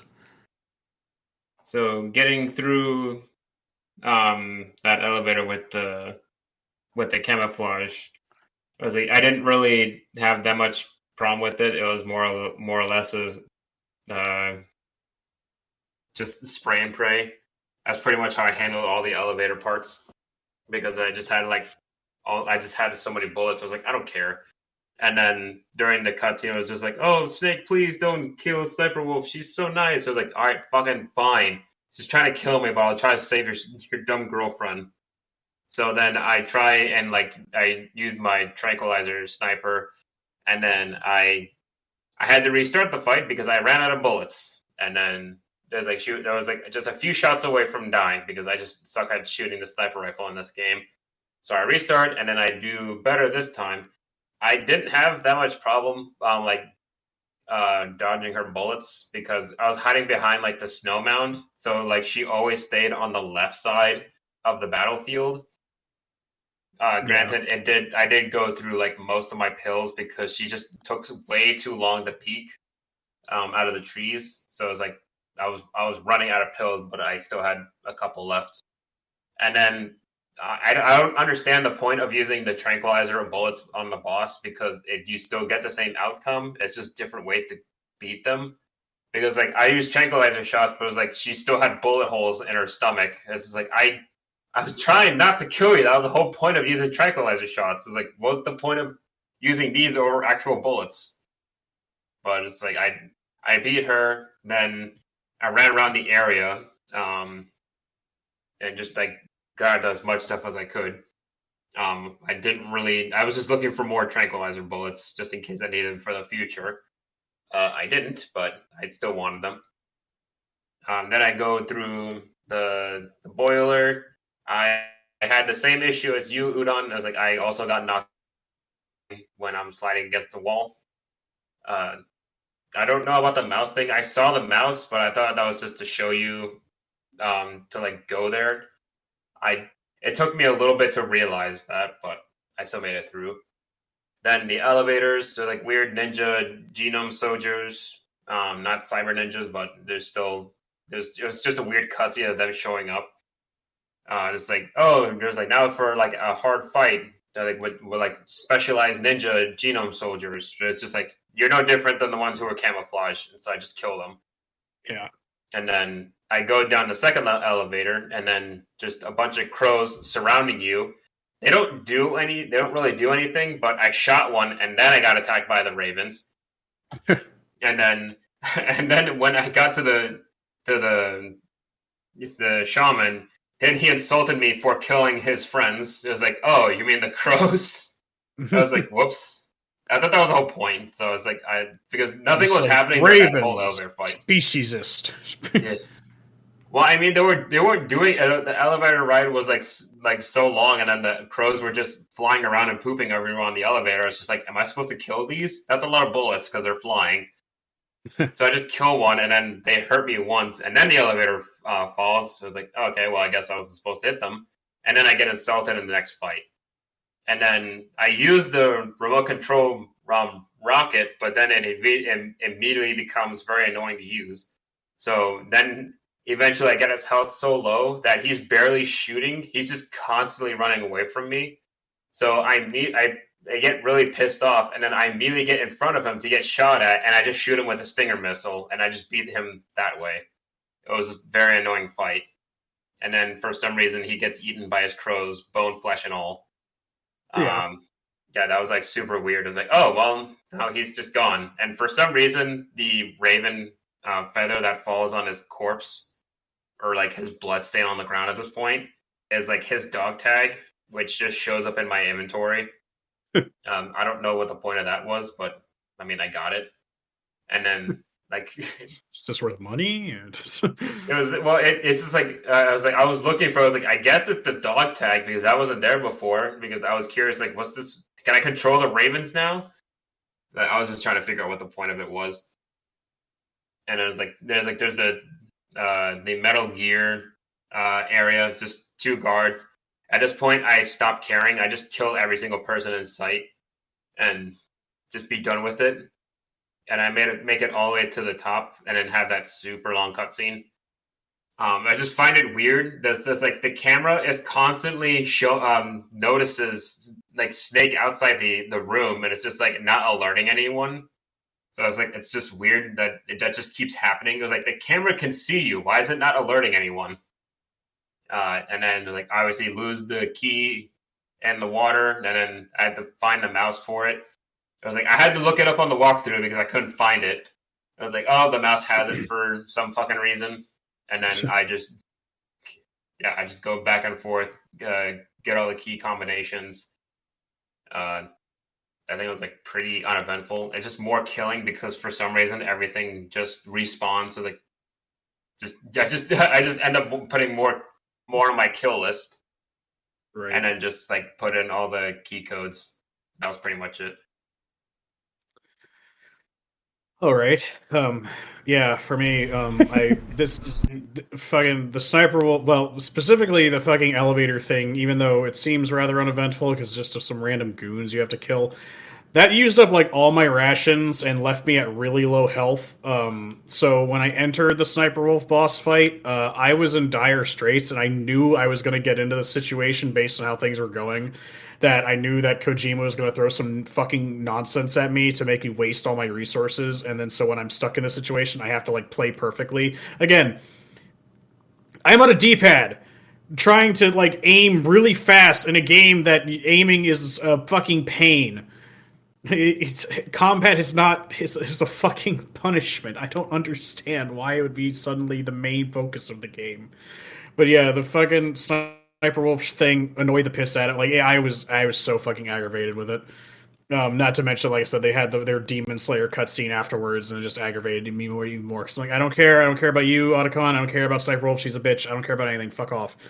I finally got past it, and I mean, you know, I was distraught, for lack of a better word, when I found out later that you can cheese that boss fight by just using Nikita launchers around the corner because she doesn't shoot them down.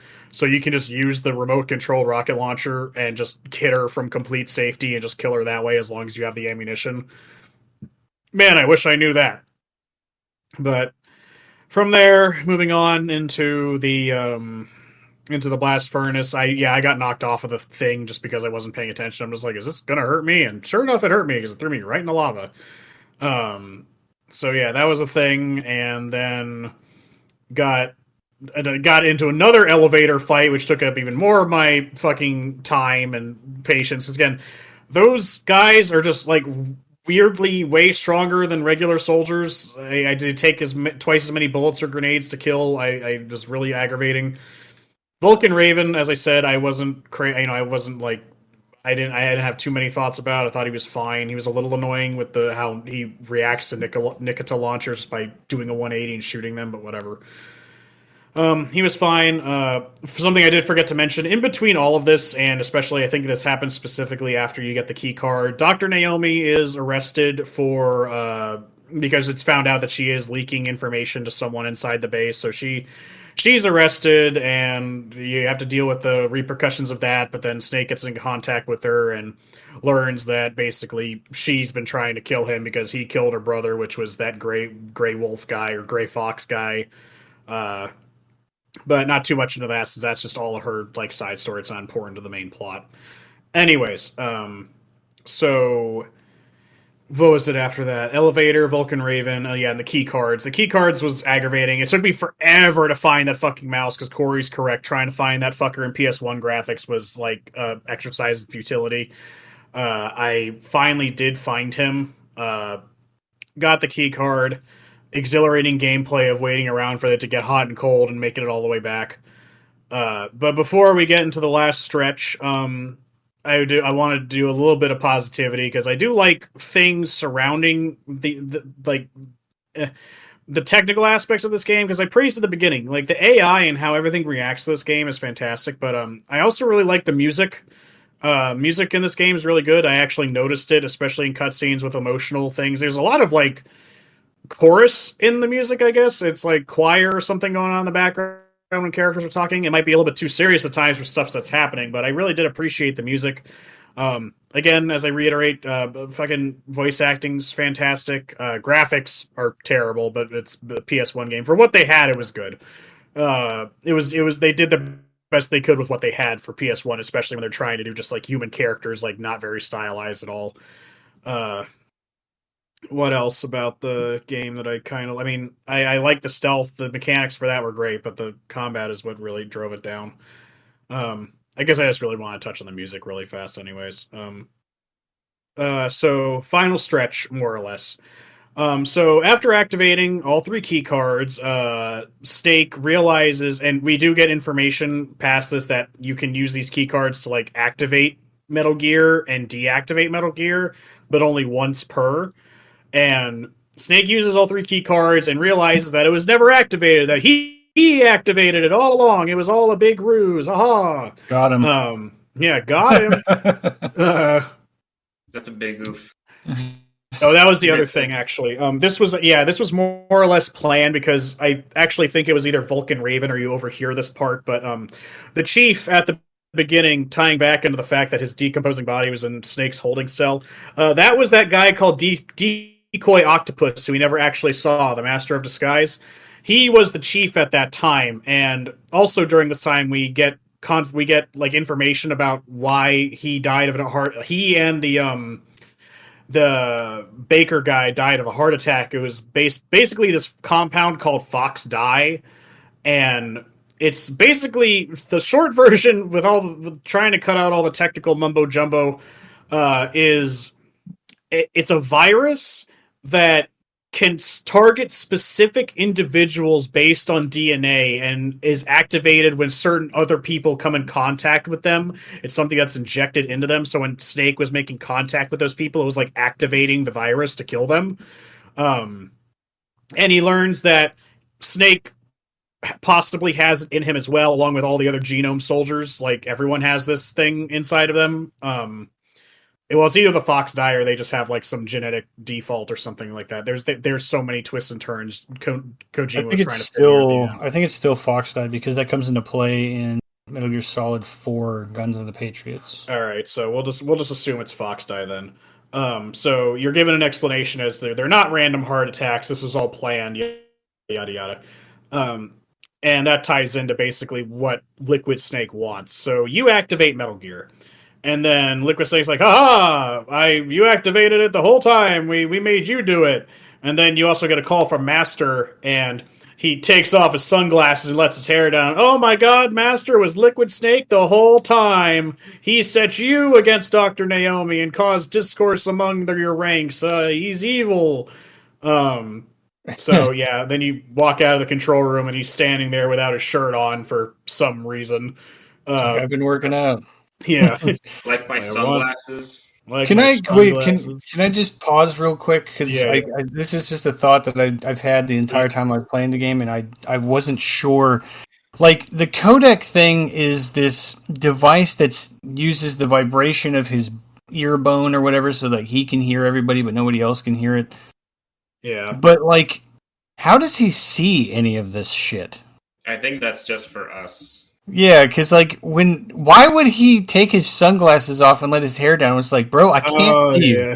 That's true. I cannot see, because there is actually a part where Mai Ling contacts Snake for the first time, and he goes, "Wow, I didn't think that you'd be so cute." And it's like, can you see her? Oh, yeah, that you're all right. So you must be able to see her somehow. Like, how do you see any of these people? Is that they don't describe that part of it, and I don't know if it's true or not, or maybe it's just a continuity thing. But like, I know as a player, like, I can see it. Like, I get that, and the fact that he's asking me to look on the back of the case, it's like maybe this is all a part of the entire thing in general. But I just think it's really funny because it's only ever described as a radio tool. But then he like reveals his costume, and it's like, if I'm talking to somebody on a cell phone, they're like, "Ha. Now do you see?" It's like, no, you called me. We're not FaceTiming. Maybe it's like a hologram into his eye on the same side that the codec is. I don't know. Well, yeah, I guess. Like, when they're force calling you in the middle of like some shit hitting the fan, he's like, "Snake, I gotta tell you something." He's like, "Dude, I'm getting attacked right now by like 6 soldiers." Like, no, real quick though. Yeah. Just use the action button. Yeah. Remember, you press the select button anytime you want to talk to me. All right, shirtless Liquid Snake. Yeah. Yeah, so back to shirtless Liquid Snake, because again, he is just shirtless because he wants to be. There is no plot reason for this. Basically, and by the way, I'm just ad-libbing at this point because I have been so fed up with this game, I stopped taking notes, and we're just going based on my memory now, so please feel free to correct me. Liquid Snake basically informs you that you two are indeed brothers, and I mean, obviously Snake already confirmed this, but you are offspring of Big Boss, but you were like you were forced, like it was sperm injected into an egg, like you were like you're test tube babies essentially. And you had a bunch of siblings, but in order to like cultivate the best genes, the other ones were aborted, and Solid Snake and Liquid Snake were the only ones that basically made it past that stage.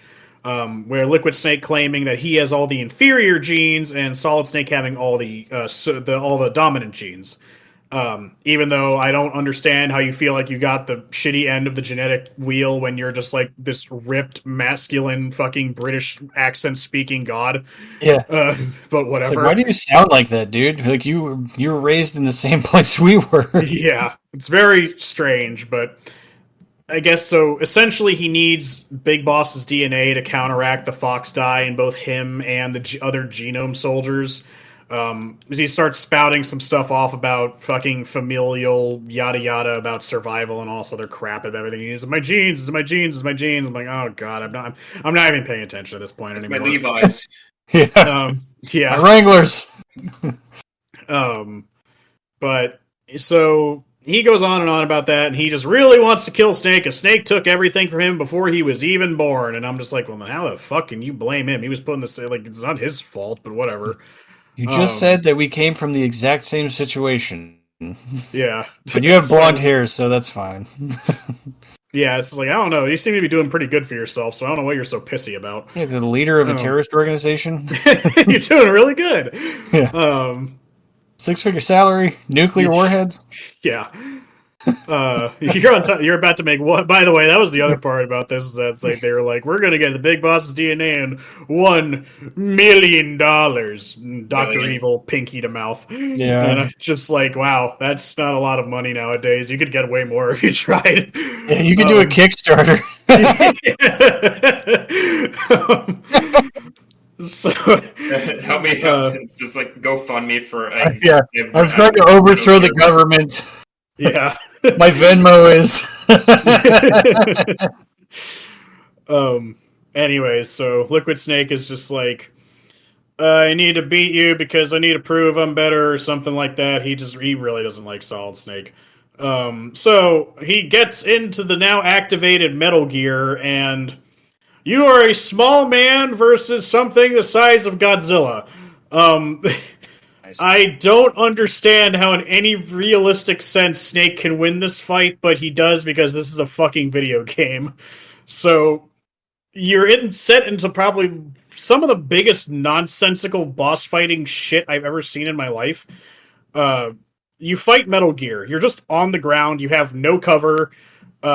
He has homing missiles, a machine gun, and a penis laser. That is what this thing is equipped with. And the rockets home in on you unless you use a chaff grenade. I didn't know that because if you don't use the penis laser. It's a little laser on its crotch. It goes bzzz. Back and forth. I can't Google that. If I Google that, I'm going to find other shit.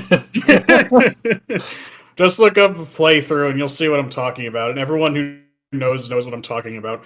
But so it fucking has its rockets will fuck you up entirely. There's no way to avoid them unless you use a chaff grenade. So I guess God help you if you don't have chaff grenades. You just have to stand and deliver, which I did basically because before I realized the chaff grenades had any effect on it.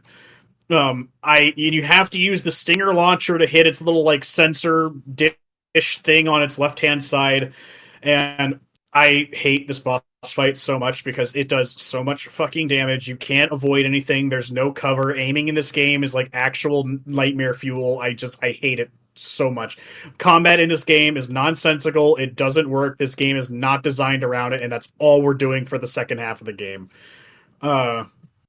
So you fight Liquid Snake for a while. You manage to get off enough shots, and then you go into basically phase 2 where Gray Fox comes back out and he saves the day, ? Quite frankly, I don't really know what he did. I guess he opened up the hatch or something to let Liquid Snake be attacked directly, I suppose, is the reasoning here.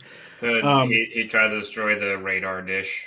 Yeah, so Gray Fox comes back. He's like, Snake, we're friends. I die for you. And then he does this thing where he fucks up the Metal Gear a bit. And then he basically just gets steps on and dies. I don't care. I don't feel like anything having to do with Gray Fox really had a whole lot of impact on anything in the grand scheme of things. Maybe I'm wrong. I'm not a Metal Gear expert, so don't quote me on that. I just didn't really care for the character. Didn't really give me a reason to.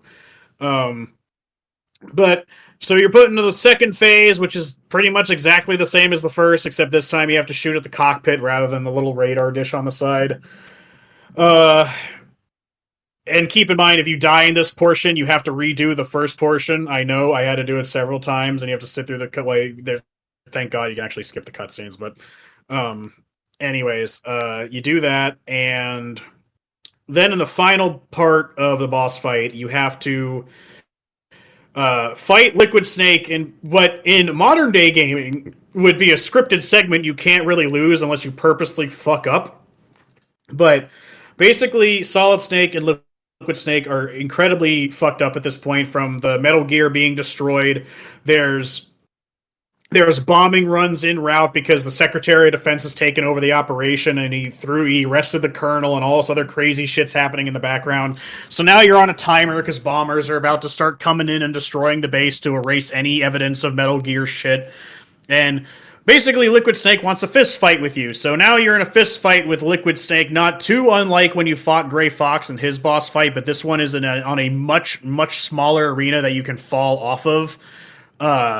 And I swear to God that it has dynamic damages because holy shit, he hits like a truck and you hit like a wet pool noodle.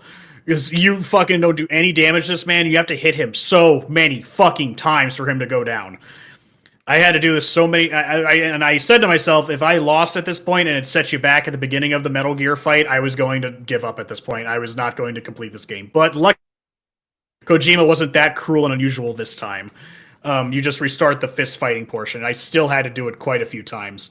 It's just so nonsense. Because again, really tiny space, janky-ass controls, no lock-on feature, and I have to use a D-pad. At the end of the night, when I finish this, between the Metal Gear fight and this fight, because you have to move a lot for Metal Gear, because you have to constantly cycle between using your fucking chaff grenades and busting out your rocket launcher, and moving constantly to avoid everything, that my thumb hurt like a motherfucker. So you fight Liquid Snake. Eventually you beat the tar out of him. Meryl is nearby. Quite frankly, I have no idea how she got there, but she's nearby, and you wake her up, and you and her basically are trying to find a way out of the base. You fight a few more guys. You find a Jeep with a gun turret on the back of it, and you get on the Jeep with her, and you're trying to bust out because Kojima won't let this game fucking end. You have to kill a bunch of guards, dudes, and you can still get hurt and die in this section. Don't let that fool you. Because then, as you're driving out of the base, oh boy, here comes Liquid Snake again, because this game just can't fucking end.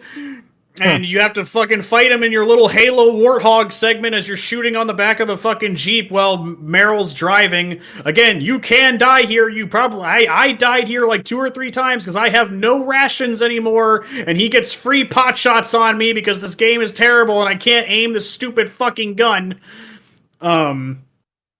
So, and you eventually, once you struggle bust through that enough, you come to the outside. Liquid Snake finally fucking dies of a heart attack because the fox die finally took effect, and it kills him. And I wasn't convinced he was dead because he's had 3 fake out deaths so far in this game. So eventually, then Snake and Meryl, basically, they're fine. Colonel Campbell arrests the Secretary of Defense, and that's all resolved. The strike was called off, and basically everyone's okay now. Everyone's happy-go-lucky, woohoo, we did it. But Udon isn't. No, I was probably the most suicidal I've ever been in many years. I don't like this game, and it hurts worse because I liked it at the beginning, but I'll save all that for final thoughts on it.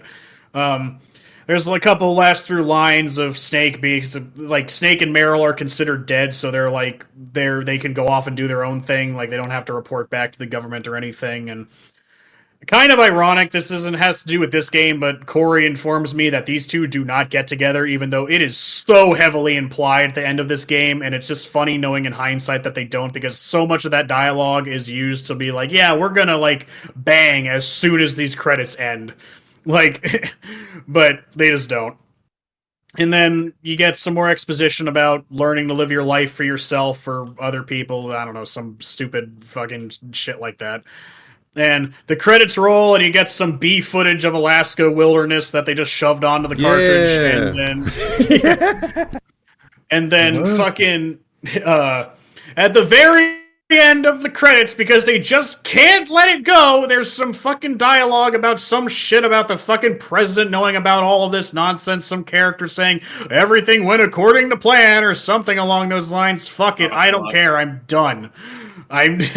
So that's it. That's the end. That's the end of Metal Gear. I'm sorry I don't present it as well, but god damn it, I have no passion for this game anymore. Jordan, how did you feel about the last part of the boss between the Metal Gear and the fist fight with Liquid Snake? Man, I had not really much trouble with the Metal Gear part, and it was fuck you. It was just it was just like FaceTiming your friend. They end up being the guy that tricks you the whole time. He takes his hair down. He's a handsome man, but he's got the bad genes for some weird reason. He knows how to operate everything, knows kung fu, all that good shit. I chaff grenade him. I hit him with the Nikita missile. I dab on him a little bit, and then the ninja anime cutscene comes in. He cuts off some things, makes him cry a little bit, and then eventually ends up crushing him with the fucking bottom of his foot. And then I was like, okay, we got that out of the way. Now it's time to start getting to some real fighting, because now it's like, okay, they're probably going to change the controls. Nah, man, the control is exactly the same, but now you've got a fighting game, and it's just horrible. It's ass. The guy just is like fucking throwing some stupid kick punch combo, and you're like, okay, I figured you out. And then he starts fucking pulling some NFL blitz on you, and he fucking starts just hitting you with a tackle, and you're like, what the fuck? And it does like half your damage, and he keeps repeating this shit until you finally kill his ass. And it's like, okay, presenting the Meryl on the floor. I'm like, sweet, she's gonna get up. She's not getting up. What the fuck? Oh shit, she's fucking dead. All right, guys, the place is gonna collapse. We gotta get out of here. Leave her dead body there. Let's get out of here. Let's jump on a fucking Jeep. Wait, yeah. So that's how your Meryl died? Meryl's fucking dead. She never got up, and then Snake's all sad and shit, and then they're like, we gotta go, Snake. And then they fucking leave, and you just see her dead body there, and it's just like collapsing. I was like, oh, that fucking sucks. And I thought that was the normal side of the story. I was like, oh, that's why Corey was talking about that he doesn't get with her, because she's fucking dead. That's the joke. No, I just had a horrible ending because I suck at games, and I got the bullshit ending, and she's fucking dead. So I was like, okay, Wait, did you escape with Otacon? No, I couldn't get out. I told you guys I couldn't. The fucking stupid hide on the bed shit didn't work. I was hiding when he wasn't around, and he's like, no, I mean, like, since Meryl was dead at the end of the game when you're doing the Jeep, I got out. Yeah, I got out with Otacon. It was me and Otacon. Oh, yeah. So that is an alternate ending where you fucked up and Meryl's dead, and then Otacon and you escape instead of. But like, what was the fuck up though? Was it a timer thing or what? It was I couldn't get out in time, and Cyber Ninja got me out, and it was just I guess I took too long or some shit because Otacon gave me the blood. I tried the blood, didn't work, and then it still didn't work, and then fucking Gray Fox bails me out, and I was like, what the fuck? Well, this was saying that if you submit to the torture, then Meryl will not survive. True. That too, because I didn't know how to fucking battle that shit. Because I kept trying to do it, I keep dying. I was like, okay, this is stupid. Just fucking... Well, you skipped the torture so Meryl died. No, I did the first torture part, and I was like, okay, and I did this, and I did the torture again, but I was tapping as fast as I could, and it wouldn't fucking matter, and I'm a fast tapper. And I fucking died. I was like, okay, I can't... I played Budokai Tenkaichi. Yeah, I rocked that shit. And for me to lose at that? No, man, I don't lose at those type of games. So after that, I was like, I guess I have to submit. So I submitted, And then, sure, you killed Meryl. I didn't mean to. I fucking submitted because I thought that was a part of the plan. And I mean, if they record the same line, he says before all the torture, he's like, "If you submit, the girl's life is mine." And I must have caught that off text when I was eating some You can't blame Ocelot for that one. He made the terms very clear. I was eating a bag of potato chips and then fucking couldn't hear it. So, me and my Lays, problem there. But anyways, set aside of fucking Miss Dead Meryl, I fucking jump on the Jeep, and then it's like, okay, start shooting some barrels, blow them things up. I'm rocking downtown, I'm fucking killing some cats, and then fucking Mr. Liquid Snake shows up again. He's like, we're not done just yet. And I'm like, oh, fuck, man, I gotta take you out one more time, and it ain't to dinner. So I start shooting him, and I fucking take him out with a bunch of bullets, and literally, like, okay, he's gotta be dead. And yeah, I'm shooting with fucking turret rounds, so you'd think you'd be putting a hole at him, but he just fucking shows up again with a 6-pack, and then he eventually has a heart attack, and I'm like, okay, well, I guess that's it. And then fucking some quiet time with me and Mr. Otacon, and then we just end up riding in it would be in the sunset, but there is no sun, it's at nighttime, and then we're on a pretty shitty looking snow machine, we're getting all Alaskan out there, and then that's the end of the story. It's the end of the story, thank God. I just reversed the moment when it all ends. That's the best part of the game, is when it stops. Yeah, so you got to hear the real side of what happens when you submit to torture and somebody dies. Yeah, I mean, I was going to ask you earlier, but I'm like, I'm sure he'll get to the point where Meryl dies, so I'll just wait for him to explain. All right, Corey, how was the last stretch of the game feel to you? Fighting the Metal Gear Rex with the Stinger missiles was not really that big of a deal. It was kind of fun. Like, I like the design. I like the design of the Metal Gear in general. And using this chaff grenade so he can't lock onto you, Stinger missile nonsense. I felt like he had like a shit ton of health though, because I was like, dude, I am running out of missiles. Like, I think the part that was tough was I wasn't sure which part to shoot. Because I was shooting all of his weapons, because you can disable the weapons if you hit them enough, but it's like, which part is the part that makes you stop? Because that's the one I really want to lock onto. So when I got that, I think I had a harder time boxing Liquid on top of the thing, and he's all pissy. And I was doing the tackle roll thing, but that arena is really small, so there was like a few instances where I would fall off the edge and then drop and then be like, oh, shit. So, eventually I finally beat him there. Then me and Meryl get out and, we're doing the Jeep scene thing. And then I knew this part was coming too. But it's kind of like an endurance thingy.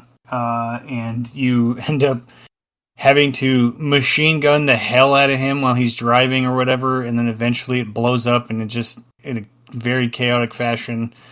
A very James Bond finish, I feel, for like the style of storytelling. It's just like, oh, we did it. We did the escape and the last leg kind of thing, the final bullet. I mean, I like it. I didn't really like that. I felt like it probably would have been better if it wasn't Liquid coming after me, because it's just like, dude, how many times I got to teach you this lesson, old man? But, it could have just been like a driving out and you're on the machine gun and you're shooting like soldiers left and right while Meryl's like trying to keep you up. And then you have like some cool music going on and then it goes from there. But like for Liquid, it's like, I'm not done yet. It's like, bro, enough. Yeah, everything is dead. It's like, but the giant robot, you can hide from it. There is a place, if you're far enough away, he won't be able to see you and it won't lock on. So I basically just ran around him, got into like a very far corner, and then just shot a bunch of Stinger missiles. Like I said, the fight at the top of him is the hardest part, but I mean, it's kind of a fun slash. You have a strange definition of fun. Well, it was fun fighting Rex, not fun fighting Liquid, because you don't have any cool combos or anything. You can't like grapple him and like do some crazy like suplex or whatever. You're just like punch, punch, kick, punch, punch, kick. Oh, he tackled me. Punch, punch, and he tackled me for half my life. It's all in the mind.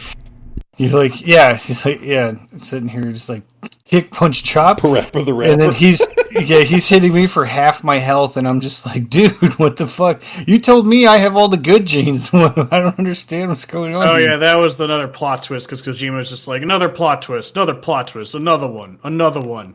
Apparently, Liquid Snake was the one with the dominant genes, and Solid Snake had the inferior one. Yeah, the one that looks exactly like Big Boss is the one that doesn't have the dominant genes. Yeah. It is kind of interesting though, because like later on when you play Snake Eater, which is getting the remake, you see the I think it's the mom, I suppose, of them, and Liquid does look like her because she has like the long blonde hair or whatever. Like and Big Boss meets her on the battlefield and they kind of have a moment or whatever. But like obviously she's not giving birth to two babies, but I believe it's her DNA that they use to like make these children. So it's kind of a, granted, Snake Eater was made after, so it's not like we remember we did this thing. It was more like, oh yeah, we have that stuff we can kind of build on now. So because it's a prequel sequel type of thing. But the game itself was not very long, but I guess I'll say final thoughts stuff. Ending fight. Basically, that whole area was like 20 minutes long, and you spend, I think, maybe 5 minutes driving the Jeep and 10 minutes fighting Liquid and 5 minutes fighting Rex. Man, at least that's how my timetable turned out, because mine took 2.5 hours. Jeez. All right. So coming up on Edwin, how do you feel about the final stretch of the game? The Rex fight, I died once because I didn't know what I was supposed to do. I just saw 4 targets and I was being absolutely destroyed because there's like too much firepower, kind of the same thing, and like that area effect damage, like the same thing that I was having issues with Psycho Mantis. So I did not beat him when I got to him. I like waited like a day or two, and then I went back, and then I just don't understand why it's designed like this, but apparently the walkthrough like said specifically to like actually do damage to the boss, don't bother shooting anything else. Just shoot the radar dish. Just that, and then you'll get past the first segment. It was like, and then that's exactly what I did, and that's exactly what happened. It was like, what's the point of shooting everything else if that's the only thing that actually does damage to it? And then there's like the super long cutscene of you and also the Gray Fox trying to destroy this fucking near indestructible radar dish, which is just really weird how long it takes to destroy this one thing. And then after that, then the hatch opens, and then you can shoot directly at Liquid, and then that whole sequence is just like I was surprised like how much fucking blood Gray Fox has, because just like being absolutely destroyed and then fucking stepped on by the Metal Gear and then just scraped all over the fucking floor. I was like, Jesus Christ, that was like a lot more brutal than what I was expecting. And then like and after like beating Liquid, it's just like, fucking, you fell off a helicopter, I fucking shot you with 10 rockets straight in the face, and then you're fucking still somehow in one piece, and I gotta fucking beat you in a fist fight. And it was like the same thing. I was just gonna beat the crap out of him, and then it's just like he hits me twice and I'm almost dead. And it's like, well, I guess I gotta be more careful now because they took all my shit, including my rations. So it's just like that. It's like punch, run away, punch, run away, and I knock him off like 5 times, and he just doesn't fall. It was like, I bet if I fell once, I'd get a game over, but no, it doesn't. Same logic doesn't apply to you. Yeah. And then after that, it's just like, still not dead. I have to go and nearly also die just trying to get a fucking Jeep because Meryl can't find the goddamn keys. And then like I like a gift from the heavens, I see a ration in the corner and I grab that shit immediately. And then I was like, it's just like, cool. You got to go through like what, and I fist fight, a chase, and then also like one more chase with Liquid. It was like, here's one ration. Go fuck yourself. And then I was like going through all that. The whole Jeep chase between the checkpoints is just really annoying because it's just like the camera moves so crazy because of Meryl's driving. It's just like, Meryl, just point forward. You don't have to slide dash to the checkpoint. I can see clearly over you.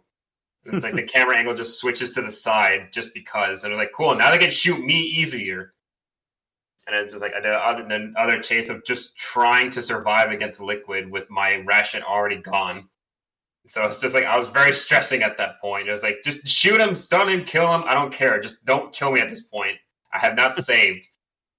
And then finally, it's just like finally get to another fake out where he's like, oh, I'm dying from Fox Die, and it's like gets up immediately to face Snake right in the eyes, and then just falls over dead. I was like, I don't understand what that part was for. It was like, now he's actually dead, finally. And then that whole fucking 30-minute sequence of how to live life. Yeah. It's so weird. Yeah. So the rage is out of me, I suppose. So I'm not gonna be. I mean, I made my thoughts pretty clear just explaining the portion of the game. Yeah, I just feel like this game takes an absolute nosedive. And keep in mind, if we're just talking about the story, it's fine. I actually rather like the story, and it is a big part of the game. But as I've said several times, that's like 90% of the game. When what little gameplay we have is just like we're doing the things the game is not designed to do. Like I said, combat is used as a punishment in the first half of the game because it sucks. You're not supposed to do it. It's not supposed to be optimal, and then all of a sudden we're fighting. Like what Corey said about it being a fucking action movie, I totally agree. That's just what it should be. It'd make a great movie. I just don't want to play it because it sucks. The Metal Gear fight I just feel is so nonsensical. If you don't have chaff grenades, you're fucked. And even with chaff grenades, I was sweating trying to fucking get the timing on everything right and dodging everything. Again, keep in mind, D-pad is not easy to move. And then just the fact that just like the game just refused to end. It just didn't want to end, and all the exposition, all this nonsense. I'm just like, the story can't carry how bad this gameplay is. I'd rather just listen to the story. And maybe if I had played what you guys played, and I played the remake like we did with Resident Evil, where I played the remake where everything's like nice, fancy, and improved, and maybe I would have liked it better. At the end of the day, like the gameplay wouldn't have been that bad with being able to use a control stick and having some quality of life updates. I'm sure, like being able to aim better. But I don't know. I just fucking I guess I'm more or less launching into final thoughts at this point. But I really like the first half of Metal Gear. I think the stealth works great. The technical side of the game between the AI and all the voice acting and stuff, like you don't see a lot of games back then that had such a focus on story. The voice acting was really good. Like voice acting in a game was rare. The amount of voice acting was rare. The voice acting quality being good was rare. And the voice acting being a translation of a Japanese game and also it being good was incredibly rare. So the fact that it was good voice acting, like, I really appreciated, so I never got tired of hearing these characters speak. I like Snake as a character more. Like, I'm glad at the end of the day I played this game, because like I said, prior to this, I only knew him from Smash Brothers, and what little I knew about him, I was like, he's stealth soldier guy. And I liked the music. I liked the story was pretty decent. It kind of got all over the place because Kojima's writing this like tapestry of connecting spiderweb threads everywhere.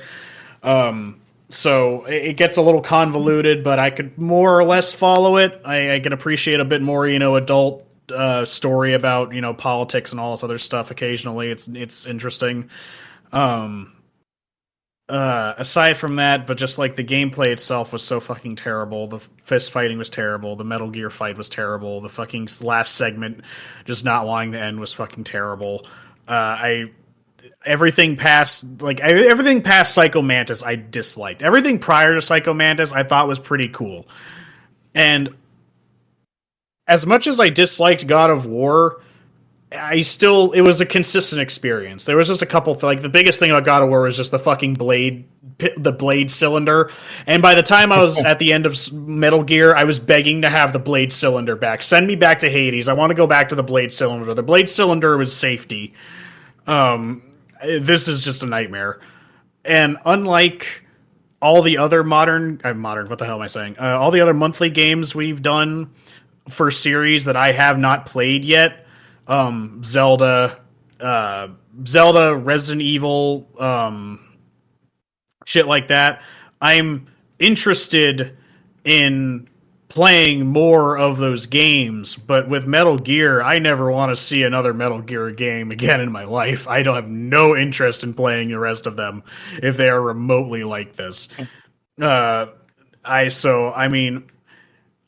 If I had to give it a score, it would. I mean, honestly, after this, God of War got bumped up a score, and this one has taken my place as my least liked. And I know it feels harsh, where it's like, oh, it's only half the game that sucks. And I'm like, yeah, but that half is so bad to me that it just drags the entire experience down. Like, I'm so I've been trying to present this as best as I could, but I am so dispassionate about this game. I am unenthused about talking about it, so I want it to be over with, and I don't want to think about this game anymore. I'd give it I'll be generous and give it a 4 out of 10. I really want to say 3, but I don't want to be too mean in just like how down bad I am on just like the latter half of the game's fucking boss fights. But Kojima just tried to force this game to be something it clearly was not built to be. Again, PS1. I can't speak for the remake. Maybe it's slightly better. I don't know how y'all feel about it, but I don't think the PS1 was designed for this shit in mind. And maybe they made it to where it was a bit better in the future, but as it was, no. It's just, you wanted it to be an action game in the latter half, and that drags it down because you're like actively playing against what the game was being built around prior to it. So like it's ridiculous, and it just drags the whole experience down with it. So I think and keep in mind, historically, I still think it's an important game. Technically, it's a really cool achievement. I like what they managed to accomplish with it, but holy crap, as a game, strictly speaking, what a fucking nightmare, especially the fucking second half of it. So Jordan, go ahead and talk about what you want to talk about for your final thoughts on Metal Gear, because I won't want to talk about it anymore. I mean, I thought it was an okay game. It was definitely. I probably would be a little bit different on my opinion if it was in fact me playing the PlayStation version. But since I was playing the GameCube, it was very good. The graphics seemed very well handled together. I mean, it was a lot of good colors and such. Did not seem too rough. And the voice acting was spot on. It was really good. Everybody matched their character with what they had, and I always liked those type of backstories when they had put so much into detail on how this war was playing out and how everything is starting to work in with American history and such. And it's pretty cool how they have that. The additionals to that was that they're not just some normal average guy character bosses that you fight. You come across some very crazy dudes with different abilities that has really cool code names that I really enjoyed. Revolver Ocelot obviously has a revolver and stuff, but they just had names after certain animals that was kind of cool how it matched their personality and who they were. But they were all different. They weren't the same person. They were all different backgrounds to them. And even though that was kind of bothersome to Udon, I quite enjoy when they inform you what their backstory is, because sometimes I need to know about what the fuck really, why are they doing what they're doing, or who the fuck really are they, because all I know is that they're just a bad guy ready to kill. But I would like to know exactly if there was something, how they got their ability, because then to me it just doesn't make any sense, and I really want to know more about it. So they kind of filled you in about that, and I liked it. But the fucking shooting, the running around being stealthy bullshit, I could not handle that. It was just not my cup of tea. And when they were adding the ability to where you could contact people, to radio in, try to figure out a little bit more ideas or strategies to things, I kind of enjoyed that. That was kind of nice. It really did help me a little bit more when I was having questions as to what I was supposed to do and such. It kind of run you through with it. The just the ideal spots of how much space when people could see you, just like corner of their eye and such was really fucking annoying, because there'd just be times where the camera on the wall is like literally far to the right as it possibly can, and I'm on the far left as I possibly can be, and I run off and just so happens to still catch me. And there's some errors here and there that I know for a fact that I'm not that fucking bad at games, and I got caught many times, and I would just get flustered with it, and I would just fucking say, fuck it. I would rather just go running gun blazing than fucking being stealthy about it, and sure enough, it played out better for me than being stealthy. I just was killing people, and there would be nobody to bother with because they're all dead on the floor.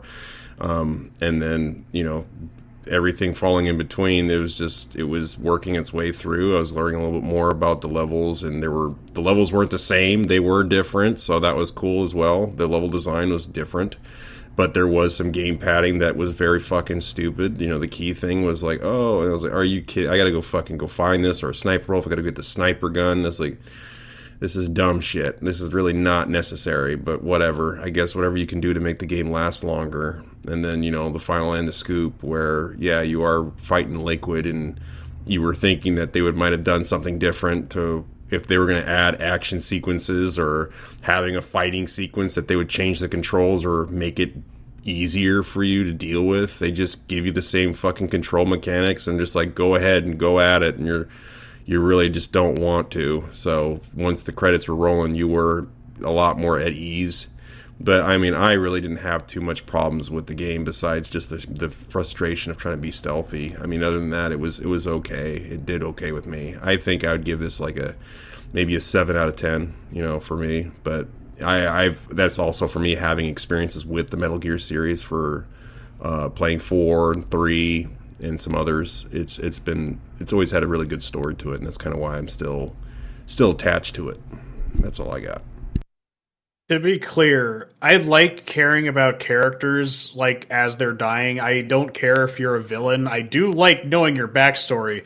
The point I was trying to make, and the point that I hold against Demon Slayer as well, is that when the character is already dying on the floor in front of me, I don't care anymore, because you're dying. You're going to be out of this story in the matter of minutes. Like, anything you say right now doesn't matter anymore.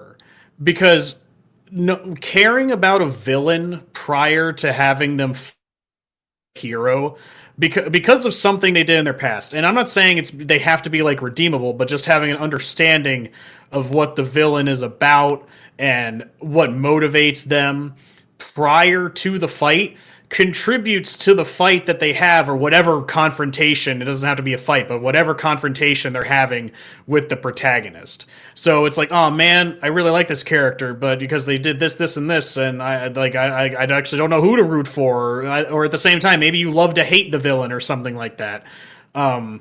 I mean, we were just mentioned it earlier, but like, I like Handsome Jack is a good example. You kind of get what's about him in Borderlands. I know it's a completely different kind of genre, but like learning about Handsome Jack, and granted, he was the villain through the entire game. He wasn't like a mini boss, and there's a bunch of there's a bunch of characters to get through in this game. I get it, but like, we learn about Handsome Jack all through the game, so when you finally kill him, you're like, oh, well, man, you feel a lot more better about it, because you either really, really are motivated to kill him now, or, you feel bad about what he had to go through with his daughter, being a siren, and all this other crazy shit, and how what the Vault Hunters are doing from his perspective, sort of thing. Whereas here, I'm just like, all I know about these people is that they're a bunch of crazy motherfuckers that took over this nuclear facility, and they're all just like really good soldiers. That's all I know. So when the fight is over, the confrontation is done, and you lose the opportunity to make me actually care about the other side of this conflict, like they're already dead on the floor. Now is not the time to waste my time in trying to get me to care about anything they have to say, because they're already gone. Because it's like, because again, it's like, oh man, that's kind of cool. Oh, you're gone. I guess we'll never talk about you again because you're dead. It's like, great, cool. We just lost all the fucking what potential that could have been prior to them being dead, which is my biggest issue with it. Granted, again, Metal Gear isn't like the main culprit of this. Like I said, I call it the Demon Slayer fucking death scene for a reason.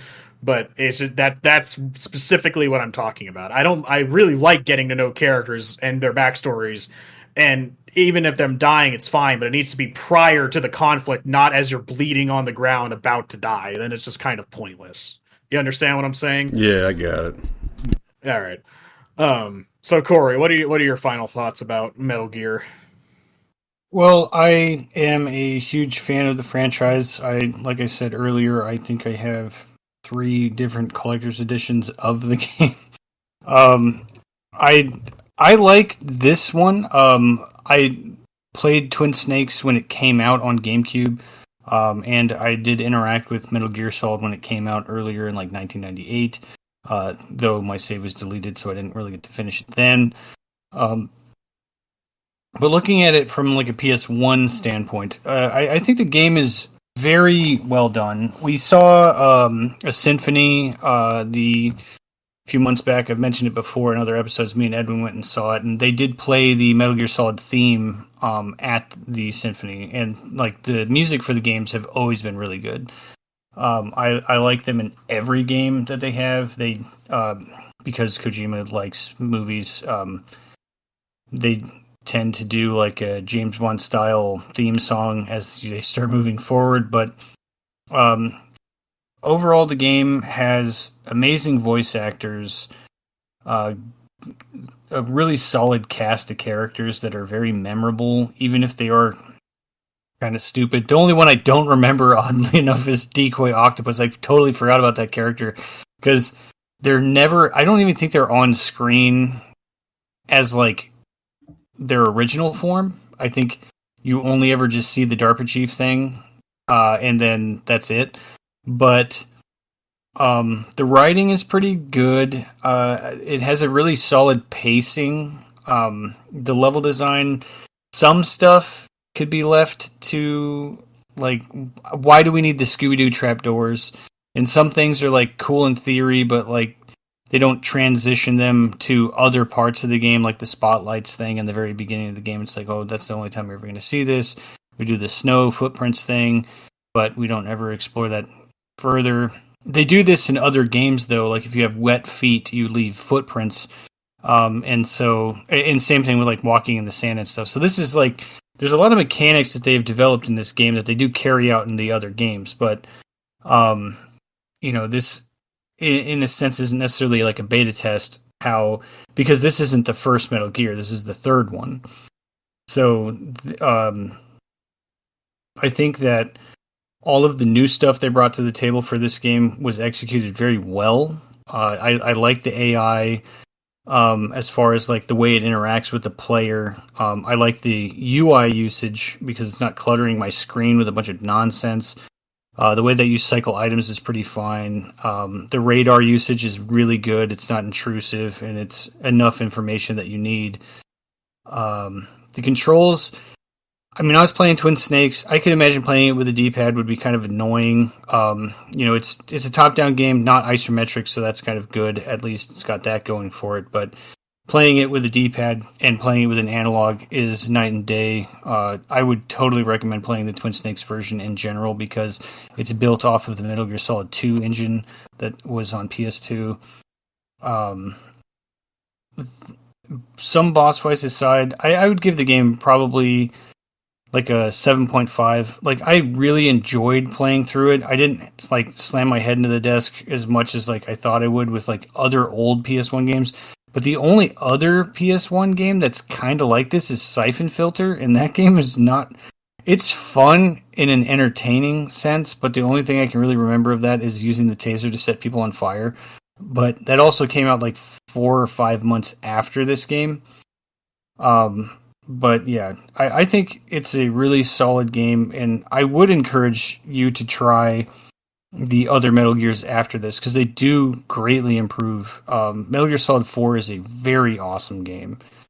And, they have this spin-off that if you just want to play an action game, you can play Revengeance, which is, one, a crazy name, and two, a very crazy controlled game, because the action sequences are wild as shit. But Metal Gear Solid is a very... good game to me. I own it on like every platform that it can be. So yeah, but I would still give it like a 7.5. Alrighty. I mean, I'm not going to refute any of that. You can implore me to play the other games. I'm not going to, but you can try. You can play his robot game. You can play his robot game, Zone of the Enders. Actually, I think I actually have that on disc somewhere, to be honest. It was the first PS2 game I had, but I digest. I digest. All right, Edwin, your final thoughts on Metal Gear Solid. It's a 6 out of 10 for me. It was a great game in the beginning. It was one of the more stealth-focused games, where it's like an actual benefit in more ways than one. Then for some reason, it just decided to throw all that out the window and the second disc for whatever reason. So then it just kind of like lost its identity at that point for me. Because in most games that I play stealth more recently is Cyberpunk, where that is completely optional and they don't really care how you do it. It's like they pretty much show you like it's recommended, but it's like not at all like required. But in this one, it is kind of there's like more required because you'll lose a lot of bullets, and then you just get into a boss fight and then have nothing to work with. A bunch of enemies will show up, and then you just lose a lot of health for like reasons that you did not have to. So it's like it's a well-made game. That was like it's also like a decent movie to, I guess, watch in a way. But it's like playing it after the midway point of the second game, it just loses all of it. Whereas like it's more action. So it's like I don't know what they were thinking. I was like, if you were just gonna turn it that way, you might as well just have made a movie rather than a game with a lost identity halfway through development. I don't know if like they ran out of ideas or they just got bored of the stealthing part, but it just doesn't make any sense why there was like so much action in the second one when there was hardly all that much in the first one. Just like very I guess quick and simple boss fights in the first one. So like all the boss fights just like resolved in the second part. So it's just like not really not a lot of progress happened in the first one, minus just like going after Meryl and finding her. I don't know. It's just weird. I just think they wanted to make a movie into a game, but it's like you could have just made a movie. I don't know. It could have just been like the Fast and Furious movie, but just of Solid Snake, or Mission Impossible with Solid Snake. You could have just done that. I don't know what. I don't know why you went so hard to try and make it all in a game. You could just done one or the other. But it's like, as you all said, it was like the audio, the visuals, all that, they were all really well made. But I don't know, the gameplay just slipped at the end for some reason. It's just very weird. But I liked the first half, which is why I still gave it a decent score. And then the last half, it was a weird turn, but I mean, I still enjoyed it. I didn't have all that much problem. I barely had to look at the walkthrough. I just looked at it whenever I was like, I had no idea what I was getting into. I was like, just because I wanted to finish the game because just in time for this. So, but I didn't. It wasn't super required. I might have missed some little details, just to like figure out where to go. But I mean, it was a solid game. It was like I wouldn't play it again, but I'm glad I at least played it once. So not bad. I don't mind playing the other ones though. It's not at the very top of my list. So 6 out of 10 for that. Alrighty then. Yeah, I apologize for my dispassionate speech about the game, but it's just like I just don't like it. The other ones are like discoveries I haven't made, but it's just like something. I agree with Edwin's just losing its identity halfway through. It rubs me such the wrong way, and it's just so aggravating to play. Maybe if I played the remake, if I have a way to play it in the future that doesn't cost me an arm and a leg, I might try it again, possibly. Especially now that I know what to do, but that doesn't really have a lot of effect if everything remains the same, more or less. But yeah, that's Metal Gear. I tried my best with this one. I hope everyone had more fun than I did, anyways, playing this game. If we do it so in the future, any more Metal Gear, y'all can play it. I'll watch it, and I probably have a much better time. If I had just consumed this game, just watching the cutscenes and didn't have to play it at all, I'd probably come out with it a lot more positive experience. Like I said, there's lots of good things I want to say about this game, but just like I had such a bad time with the second half of gameplay, it just drags all those other good aspects down with it, which is why I'm struggling to give it a 4 because I'm trying to let those positive things shine through. But I just all I remember is the fucking Metal Gear and Sniper Wolf and this shit, and it's gonna give me PTSD in the future. But anyways, enough about Metal Gear. Jordan, take us out of here so I can stop talking about it. All right. Well, I guess we'll be wrapping it up. I'd like to thank Udon and the special today. It was a really great experience and it was very informative. For the listeners, be sure to follow us on Spotify, Twitter, and YouTube channel to be notified of our new episodes. Rate us 5 stars if you enjoyed today on our special episode. And don't forget to subscribe on our YouTube channel. And for all you gamers out there, just remember to keep exploring, keep playing, keep listening. Until next time, this is the Mediocre Rumble Brothers podcast signing off. Thanks for listening. Snake!